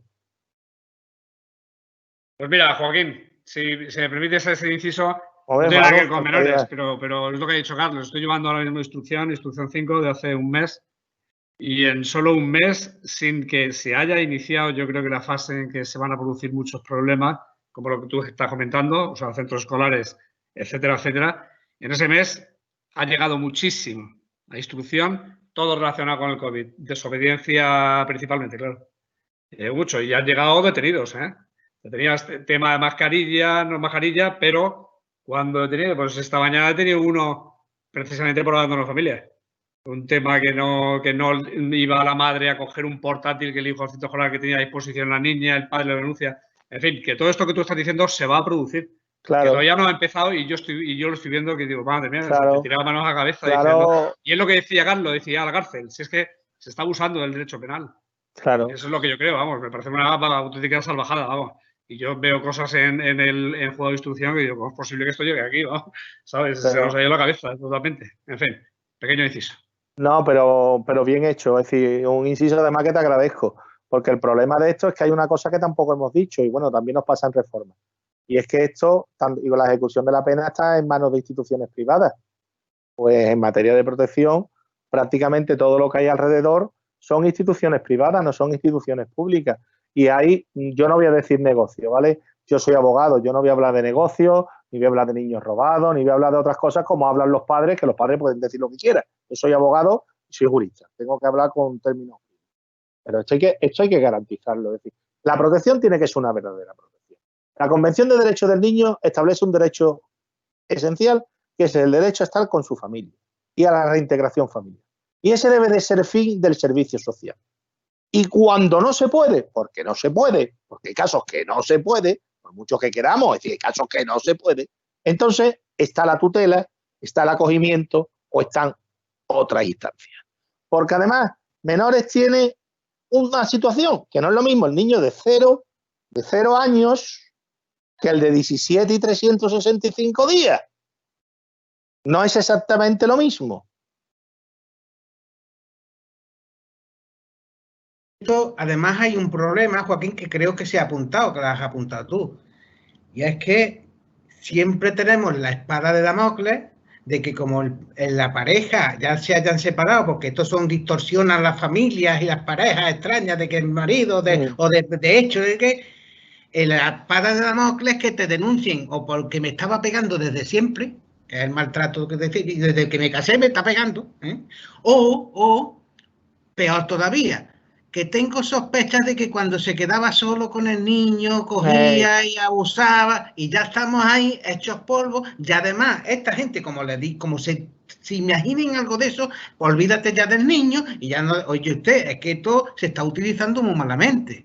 Muy mal. Yo tengo un tema de este estilo y perdonadme, estoy acojonado, no sé cómo voy a terminar, porque al final se han cargado a la pareja porque la mujer amparaba al padre y decía que eso era mentira y que eso era mentira, y declaró que era mentira en el juzgado, le quitaron la niña y la mujer ahora dice, no, es que sí, lo había hecho. Y ahora le han devuelto a la niña. Y es mío sin darle expediente ni darle nada. ¿Y ahora yo qué hago con eso? Es decir, que estamos aquí muy preocupados porque esa amenaza la tenemos en cualquier cosa. Pues coño, sabéis, vosotros, Luis, que tú has estado en Penal 6 viendo temas de familia, es que asustado, perdido, porque como te denuncian, tal y cual, y después, oye, que como se están cambiando los principios de interpretación del derecho que estamos hablando, las instituciones que estudiamos nosotros, de la prueba y de todas estas cosas, de que ahora, no, como lo digo yo ya vale, bueno, usted, vamos a ver, es que chirrían muchas cosas, usted, vamos a probarlo, siempre hay pruebas, lo diga usted, lo diga Mahoma, pero vamos a probarlo, porque estamos todos perdidos. Lo dejo que me embalo, venga. No, sí, además, vamos, os agradezco lógicamente las intervenciones, porque es que eso lo vemos todos los días. Si yo ahora mismo tengo un supuesto similar al tuyo de conformidad y en este caso estoy yo ahora mismo con la recuperación de los menores. Si bien es verdad que ya he conseguido unas visitas, que ya he conseguido que poco a poco vaya, porque hay cosas que tienen que llevar su curso. Por eso muchas veces en protección también es bueno que el abogado no es el enemigo de la administración, que a veces colaboramos, ayudamos e intentamos resolver asuntos. Entonces, ese tema es que todavía a veces se nos ve al abogado como el enemigo, ¿verdad? Llega este tío con la toga, este tío... No, tranquilo, si vamos a intentar resolver el problema que hay creado. Pero claro, después no podemos llegar a lo que yo me encuentro con que le riñan a un cliente mío porque ha felicitado a la niña por Instagram de 12 años y me citen en la Junta de Andalucía para echarme la bronca porque mi cliente, la mamá, había felicitado por Instagram. Hombre, le tuve que decir a la señora de la Junta que la patria potestad la tiene la Junta de Andalucía, que el niño está retirado. Y, hombre, ¿cómo le han metido la cuenta de Instagram con 12 años? Que no le controla la cuenta. Disculparme, es que la Junta de Andalucía, ahora tengo yo un tema, es curioso, ¿no? Pero de estas cosas que la vida es así, un tema de una herencia donde al final la que hereda es una menor que está en acogimiento. Es decir, entonces veréis, es que la Junta de Andalucía asume, cuando asume la tutela de un menor, bueno, la Junta o cualquier institución administrativa, ¿vale? Asume, según el Código Civil, la patria potestad de ese menor, ¿vale? Y la patria potestad es con todas las consecuencias inherentes a la patria potestad. Sí, yo no puedo tener a un niño en un centro de protección residencial con 5 años y llevarlo con 4 harapos a que vea a la madre. Perdonadme, o con una camisa que le está estrecha, unos zapatos que le están chicos. Hombre, por favor. Y después una empatía, ¿no? Una empatía que tu padre, que todos somos padres, que tú lleves un mes sin ver a tu hijo y vaya a ver una vez al mes en una visita tutelada y le lleve un chupachú a tu hijo, hombre, no es causa para decir que es que le da un chupachú al niño, porque esa es otra. Las visitas están tuteladas y hay unos técnicos que están informando de todos los detalles de las visitas. Entonces, hasta si le da un beso, si no le da un beso, si le da un beso, malo, porque hay excesivo, no sé cómo explicarlo, excesiva afectividad. Si no le da el beso, porque es que no quiere al hijo, porque hay que ver que lleva un mes y no le dé. Entonces, hagan lo que hagan, está mal hecho. Está mal hecho. Es decir, yo llego a una conclusión de que hay familias que hagan lo que hagan, está mal. Está mal. Entonces ya, mira, haz lo que quieras, ¿no? Haz lo que quieras. Si tú le dices a tu hijo, mira, hijo, que yo estoy intentando a ver si tú puedes volver pronto a casa. No, tú eso no se lo puedes decir a tu hijo, hombre, por favor. Tú le estás creando unas expectativas a tu hijo que volver a casa o no volver a casa. Bueno, después otras historias que yo no quiero entrar. Hombre, a un niño de 7, 8, de 12 años, pues nadie lo va a adoptar, pero un bebé de 6 meses, pues hay cola, ¿vale? Entonces, todos esos factores yo creo que hay que valorarlo. Y en los servicios de protección deben de madurar sobre eso. Y después, además, vuelvo a lo mismo. Y con esto quiero terminar. Si yo tengo un servicio de protección que tengo muchos niños con problemas, no puedo reducir los servicios de protección, no puedo reducir los funcionarios y no puedo no convocar plazas de funcionarios. Porque pasa lo que pasa. Es decir, que todos somos humanos y vamos a lo que vamos. 3 informes, fuera, fuera. Y no, detrás hay familias, detrás hay hijos, detrás hay personas. Y creerme, hay mucho dolor, ¿eh? Hay mucho dolor. Y yo puedo a una familia transmitirle que empatizo con ese dolor, pero mi corazón no sangra, ¿eh? Sangra el de ellos que no ven a sus hijos, ¿eh? Si en verdad quieren a sus hijos, oye, si no lo quieren ya esa es otra historia, pero el que de verdad quiera a su hijo lo sufre. Sí, pues has dicho una cosa que a mí con el transcurrir de los años en el ejercicio de la función jurisdiccional, cada vez me lo planteo más. ¿Cuánto mejoraría todo si todos nos diéramos cuenta de que detrás de los papeles hay gente? Es decir, humanizar la función, ¿no? Y yo poco a poco he intentado ir aplicándolo, ¿no? Quizá al principio entras con 26 años por ello, ¿verdad? Con ganas de que, yo no sé, a lo mejor de dar palos, ¿no? En fin, con 26 años, ¿no? Pero ya con mis 51 ya lo miro con otra perspectiva, ¿sabes? Y intento mirar a la persona que está detrás del papel. Sí. Y funcionaría todo, protección, la justicia, todo funcionaría bastante mejor. Desde luego. Bueno, pues yo creo que casi he terminado. Vamos, preguntarme lo que queráis y... Hay una pregunta, bueno, hay 2 cosas que te quiero preguntar. Primero, en 3 líneas, decirnos más o menos cómo sería, Joaquín, el procedimiento administrativo, es decir, una resolución, ante qué juzgado, eso es lo primero. Y segundo, hay otra pregunta que me están diciendo y que yo creo que aquí ahora se está dando, que es en relación con lo de los colegios, que me preguntan, dice, ¿podría existir situación de desamparo en el supuesto de padres que se nieguen a llevar a su hijo menor al colegio cuando uno de ellos se encuentra dentro del grupo de riesgo de COVID-19, alegando la seguridad de la salud familiar? Yo amplío, incluso aunque no sea uno de ellos, el abuelo o otro hermano chico que tengan allí con eso podría dar un desamparo y no llegas a lo mejor al desamparo, podríamos llegar a algún tipo de sanción de alguna forma. ¿Cómo lo veis? Primero, en cuanto a la competencia, bueno, la competencia es fácil de resolver, es la competencia de la entidad pública, donde está la entidad pública en este caso de protección. Normalmente son las capitales de provincia, ¿vale? Entonces, el juzgado competente es el de la capital de provincia, no es el juzgado de donde resida el menor, ¿vale? Es una de las excepciones. Normalmente el trámite en principio es sencillo. Es un pequeño escrito donde tú tienes que decir que estás en contra de esa resolución administrativa, adjunta esa resolución administrativa y la ley te obliga, si hay algún otro procedimiento de menores de ese menor en algún otro juzgado, que lo diga a los efectos de acumulación y demás, lo tienes que manifestar. Pero el escrito es prácticamente muy simple. Vamos, yo si tú quieres te puedo mandar una plantilla, vamos, no hay ningún problema. A continuación, el juzgado debe de requerir a la administración por 20 días para que presente el expediente administrativo y te dan a ti ya 20 días para formular lo que es demanda. En cierto modo, los que lleváis contencioso administrativo es como cuando anunciáis un recurso contencioso administrativo en un procedimiento ordinario. Pues más o menos es similar. Yo quiero hacer, a ver si puedo, una recopilación de todas las leyes a nivel autonómico, ¿vale? En materia de menores. Me gustaría también hacer bueno, en fiscal.es podéis tener además las instrucciones y circulares, muy recomendables la página, muy buena, de la Fiscalía y sobre todo de las funciones de Fiscalía, tanto en el control de los servicios de protección de menores como en materia de reforma juvenil, de control de centros y demás.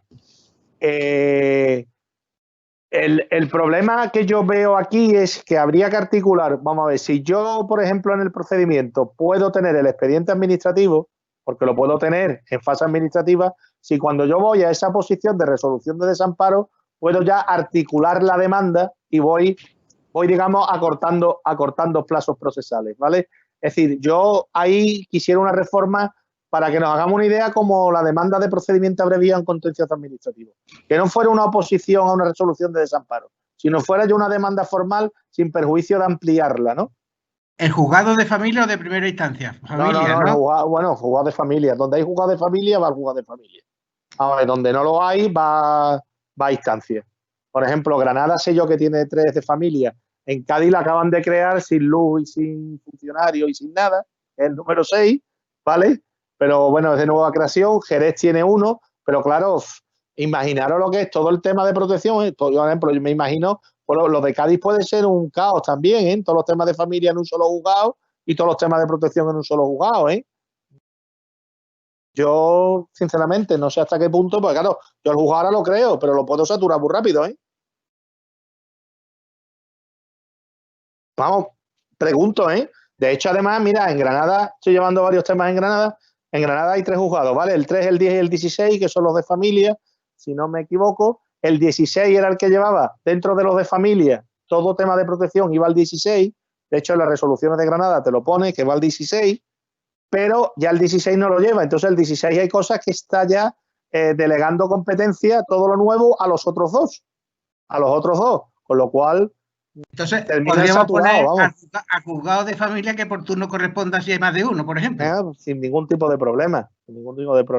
Y si no os queréis comer coco al juzgado de primera instancia, ya está, a punto, ya lo derivarán a familia, donde sea. No, con eso, verás, eso yo no. La demanda, aparte, bueno, eso también lo dice la ley de enjuiciamiento civil, ¿no? Es decir, va al órgano que tiene que ser competente, ¿no? Hombre, evidentemente, si lo meten en un juzgado de instrucción penal o no, pero si pones juzgado de primera instancia, que por turno de reparto corresponda, no creo que vaya a haber ningún problema, vamos. Hombre, al menos que te lo coja alguien muy exquisito, pero en principio no deberá haber problema. Y es el de la capital de provincia. Ojo, que hay, bueno, que en Andalucía tenemos todas las capitales, pero por ejemplo, por poner un ejemplo, en Badajoz no va a Badajoz, ¿vale? Va a Mérida. Lo digo a los efectos oportunos, ¿eh? Que Mérida es la capital, no es Badajoz, ¿vale?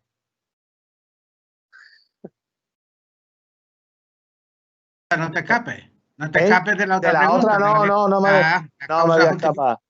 voy a escapar. Mira, vamos a ver, Carlos. Primero, yo entiendo que para que haya un desamparo, bueno, una cosa que yo no os he hablado, pero que está en el artículo 17 y 18, ¿vale? De la ley 23/2015, lo podéis mirar, es el concepto de desamparo y el concepto de riesgo, ¿vale? La situación de riesgo que está en el artículo 17 puede desembocar en un desamparo o no. Y a veces ahí hay una frontera muy pegada y donde se confunde la situación de riesgo con la situación de desamparo. Y muchas veces los propios asuntos sociales confunden lo que son las dos. Yo, sinceramente, para que haya un desamparo por un COVID, tiene que haber un asentismo más que prolongado. A mí un asentismo de no llevar niño, de que no pise la clase, que te digo yo, en un trimestre, por lo menos en 2. Y una cosa más. Y además, algunas circunstancias más añadidas. Por ejemplo, algunas circunstancias más añadidas que digo yo, de la situación familiar, de la situación de deterioro, de la situación a lo mejor de que haya, yo qué sé, algo más. Es decir, por el mero no llevar al colegio un día, 2 días, 3 días, una semana, no creo yo. Y más si además tú te puedes terminar justificando el tema. Mira, un compañero en estos diálogos de Facebook a veces planteaba si cabría con el tema del COVID un 158. Y yo le dije literalmente, mira, compañero, esto es una barbaridad. Como están los juzgados, ¿tú cuándo te crees que te va a resolver 158? No te va a resolver nada, con lo cual va a costar un dinero. ¿Para qué? En fin, porque claro, mientras lo mete, no lo resuelve, ¿qué? Joaquín, y bajando un poco, más o menos ya tenemos claro el desamparo, pero bajando en la otra amenaza que nos están haciendo, que es, bueno, muy bien, usted no trae al niño, yo no lo evalúo y pierde el curso. Eso, ¿qué pasa con eso? Bueno, vamos a ver. Primero, las resoluciones de los centros escolares tienen también su propia normativa administrativa y tienen su propia normativa de sus recursos administrativos, tanto a la superioridad, a la inspección educativa, como al juzgado de lo contencioso si llega el caso. Vamos a ver. A mí me hace mucha gracia ahora cuando hablan los docentes de que han quitado líneas educativas, han quitado aulas, han quitado... Vamos, los que tenemos ya cierta edad, yo también confieso sin rubor que tengo 56, con lo cual tengo cierta edad. Pero recuerden, salesianos, 50 alumnos. Entonces, yo llego a la conclusión de que mis profesores eran héroes, porque aguantarnos a nosotros, de verdad, yo vuelvo atrás. A ver, aguantarnos a nosotros, si yo me pongo, pues lo puedo decir porque está prescrito. Yo ahora me pongo a pensar algunas cosas que le hemos hecho a algunos compañeros y hemos hecho auténticos muy bien. Éramos unos auténticos, perdonadme la expresión porque está bien entre amigos, éramos unos auténticos cabrones, joder. Hablando en plata, perdonadme, macho, es que vaya tela lo que le hemos hecho a algunos. Me explico, ¿no? Que te pones hoy a pensar, con la perspectiva de cuando uno estudiaba. Y ahora que digan una línea educativa, pues bueno, los sindicatos de profesores, los propios docentes podrían haber pedido esa línea educativa a los juzgados, ¿no? Igual que los padres han pedido, por ejemplo, entrar en tal en cual colegio, porque no le han admitido entrar en cual colegio. Y aquí en Cádiz hubo una racha de demandas porque todo el mundo quería ir a un cierto colegio privado y todo el mundo quería ese colegio y al final tuvieron que abrir una línea educativa ante la demanda. Pues igual que van para otras cosas, pues también se puede ir para esto, ¿no? Yo en concreto he llevado temas en el contencioso administrativo en cuanto a la integración de chicos con autismo, en las aulas. Y he llevado asuntos en el contencioso administrativo y algunos los he ganado. Algunos los he ganado, lo digo porque otros los he perdido, pero algunos los he ganado en el contencioso administrativo. Y de pedir medidas cautelares y de decir que esto a fin de cuentas es otra jurisdicción distinta donde tenemos que batallar. Sí, mira, Carlos, yo lo que veo más que lo que tú has planteado, esa posibilidad, que yo creo que al final se resolverá, como está diciendo Joaquín, lo que yo sí estoy viendo y yo auguro que se va a multiplicar por mucho número, es que se va a utilizar el no llevar al niño al centro escolar como arma arrojadiza en los procedimientos matrimoniales. Eso es lo que estoy viendo por ahora y yo te auguro que eso se va a disparar. Es decir, la crisis de pareja conflictiva, el madre o padre no lleva al niño al cole por el tema del COVID, denuncia por abandono familiar. Eso ya he visto yo 2 en una semana. Y yo creo que las cosas van a ir por ahí. Y tú, Joaquín, en principio ten cuidado porque a ver si te reforman la ley, declaran el delito imprescriptible, justicia universal y acabas en la Audiencia Nacional. Sí, bueno, esto puede ocurrir. Es que ya no se puede decir nada. Eso ahí ya... Hay que callarlo todo. Bueno, era menor de edad, así que fíjate. Acaba aquí, ¿no? Oye, otra pregunta, Joaquín, que me están haciendo la gente. Dicen que si los procedimientos de desamparo tienen previsto en la ley de enjuiciamiento civil una tramitación preferente, ¿implica que el juzgado de familia tiene que dejar todos los expedientes aparcados para resolver este expediente? ¿Le dan preferencia de verdad? ¿No se la dan? ¿Tú qué ves? Que llevas mucho. Yo veo que no se la dan, que lo tramitan como un procedimiento de familia. Vamos a ver, intentan dársela, ¿vale? Intentan dársela, pero me imagino que es como un juzgado de instrucción cuando tiene una causa con preso y tiene otras causas. Es decir, la causa con preso es preferente, intentan atender todas las incidencias de la causa con preso, pero sin abandonar las demás, ¿no? Entonces, pues bueno, también hay veces que es que, bueno, yo me imagino que vosotros también lo sufrís en Córdoba, ¿no? Que hay días que no hay fiscal. Entonces tiene que ser el juicio de menores con fiscal. Yo no sé cómo será ahora en Cádiz con un juzgado de familia, porque no hemos tenido, bueno, es una experiencia nueva porque en Cádiz no teníamos familia. Pero aunque no teníamos familia, sí teníamos entre los juzgados, digamos, a donde iba más familia y a donde iba menos, ¿vale? Entonces, yo sé que, por ejemplo, el número 4 en Cádiz tenía que celebrar los lunes, porque los lunes era el único día que tenía fiscal. Entonces, claro, yo me imagino que todo eso, a la hora de señalar vistas, a la hora de agenda, a la hora de todo, también dificulta, ¿no? También dificulta todo este tema, ¿no? Vamos a ver, yo sí quiero pensar que es que también el procedimiento en sí es engorroso, porque vuelvo a decir lo mismo. Si hay otra resolución, hay que acumular esa resolución, hay que pedir un nuevo plazo, hay que formular nueva demanda. Es decir, todo eso, al final, la máquina de por sí hace que todo vaya más lento, ¿no? Es decir, que yo es uno de los grandes problemas que veo. Y claro, todo eso al final a quien juega es la familia, porque claro, Al final te pueden decir que ya el menor está integrado en la nueva familia, está integrado en la familia de acogida. Por eso también un consejo que doy es que cuando te van a retirar un niño, piensa en alguien de tu familia, que tenga tu confianza, que puede ir con él. ¿Para qué? Para tener tú dentro del seno más o menos familiar a tu hijo, ¿no? Que siempre te va a ayudar más y va a ser mucho más fácil. Mira, yo por ejemplo, con 2 temas de bebé, he conseguido ahora que se ha revocado el desamparo, porque con el COVID resulta que estaban uno estaba con una prima y otro estaba con una tía, ¿vale? De la chiquita que le habían retirado al bebé en el hospital. Y claro, durante el COVID, evidentemente ha estado con la tía, pero claro, la tía está conviviendo con ella, entonces ella ha estado con su hijo. Entonces decía tú, bueno, si durante 4 meses ha estado con su hijo perfectamente atendido, ¿qué sentido tiene continuar con el desamparo si tiene apoyo familiar?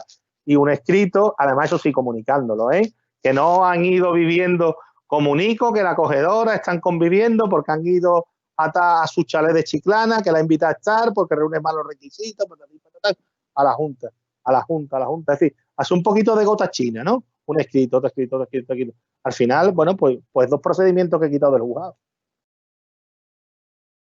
Que nos ha venido bien el COVID, eso, vamos. Oye, otra cosa que es distinto, y los dos a ver vuestra experiencia que estáis, es que se me está ocurriendo cómo está incidiendo todo este tema de confinamiento y eso en los centros de reforma. ¿Habéis tenido algún problema? Me imagino que habrán tenido un protocolo especial. ¿Las visitas han podido salir? ¿Cómo lo han hecho? Me imagino que habrá sido chungo, ¿no? La cosa. ¿O habéis tenido alguna incidencia? ¿Habéis visto algún problema? Claro, hombre, el problema es, ¿no? Que naturalmente pues ha cambiado cosas. Por ejemplo, es lo que decía antes. Los permisos fueron suprimidos automáticamente, los permisos de salida. Entonces, el problema que tuvimos, bueno, el problema yo relativo, yo no lo padezco, ¿no? Pero desde el punto de vista judicial, lo que se pidió es el acortamiento de la condena, precisamente por la ausencia de la posibilidad de disfrutar permiso. Eso es lo más destacable que te puedo decir, ¿no? Las visitas familiares también se restringieron. Me parece que facilitaron comunicación telefónica como en los centros penitenciarios. Potenciaron las comunicaciones telefónicas en detrimento de las visitas familiares. En casos de niños que han dado positivo, al principio intentaron largarlos a sus domicilios, alegando. Yo, por lo menos, dije que no desde un principio en el centro de reforma, también lo hice en el piso de convivencia, como he dicho anteriormente, y en el centro de reforma nanay, entonces bueno, tuvieron que aplicar los protocolos ahí en los centros, aislando al chico en particular. Y, en fin, ahora no, ahora lo que tendría que hacer es cerrar, ¿no? Con el protocolo actual, tendría que cerrar el centro entero.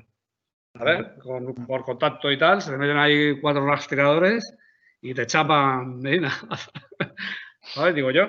Pero bueno, hombre, no sé. Es que, por ejemplo, en los CIS, que era más o menos que se podía equiparar un poco los CIS, lo que han hecho es que le han puesto pulsera a todos y a todas a su casa. Y no tienen que ir allí ni historia. Al 99, yo creo que se quedaron muy pocos ahí en el CIS. En los sí, no tengo ni idea. En el CIS no tengo ni idea, pero vamos, sí.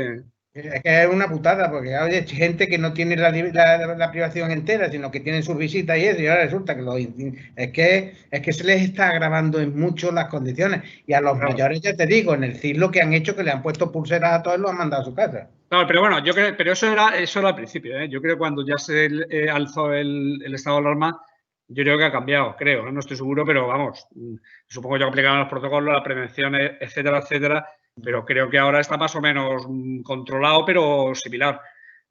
Yo lo que pensé desde un principio, Carlos, es lo que te he dicho, que los niños han sufrido restricciones por razones del COVID, pero que entiendo que también lo hemos sufrido todos los demás, o sea que también nosotros hemos estado encerrados, ¿no? Total, que bueno, yo no le he dado más trascendencia y ya está. Y esto yo creo que es un paréntesis en la historia de la humanidad y ya se pasa y ya está. Yo lo que sí hice, lo que sí he hecho, como afortunadamente, bueno, a Carlos le pasará igual, ¿no? Como coordinador del colegio, informarme con los distintos directores de los centros que tengo en Cádiz, ya como además el de niñas que teníamos antes está casi refundido con el de niños de Afán a Puerto, pues prácticamente, pues antes había director y directora, ahora ya es que hablar con uno, y yo sí he estado periódicamente preguntándole cómo iba el tema. Incluso, mira, si tenéis algún problema, necesitáis que alguno hable con el abogado o lo que sea, dímelo.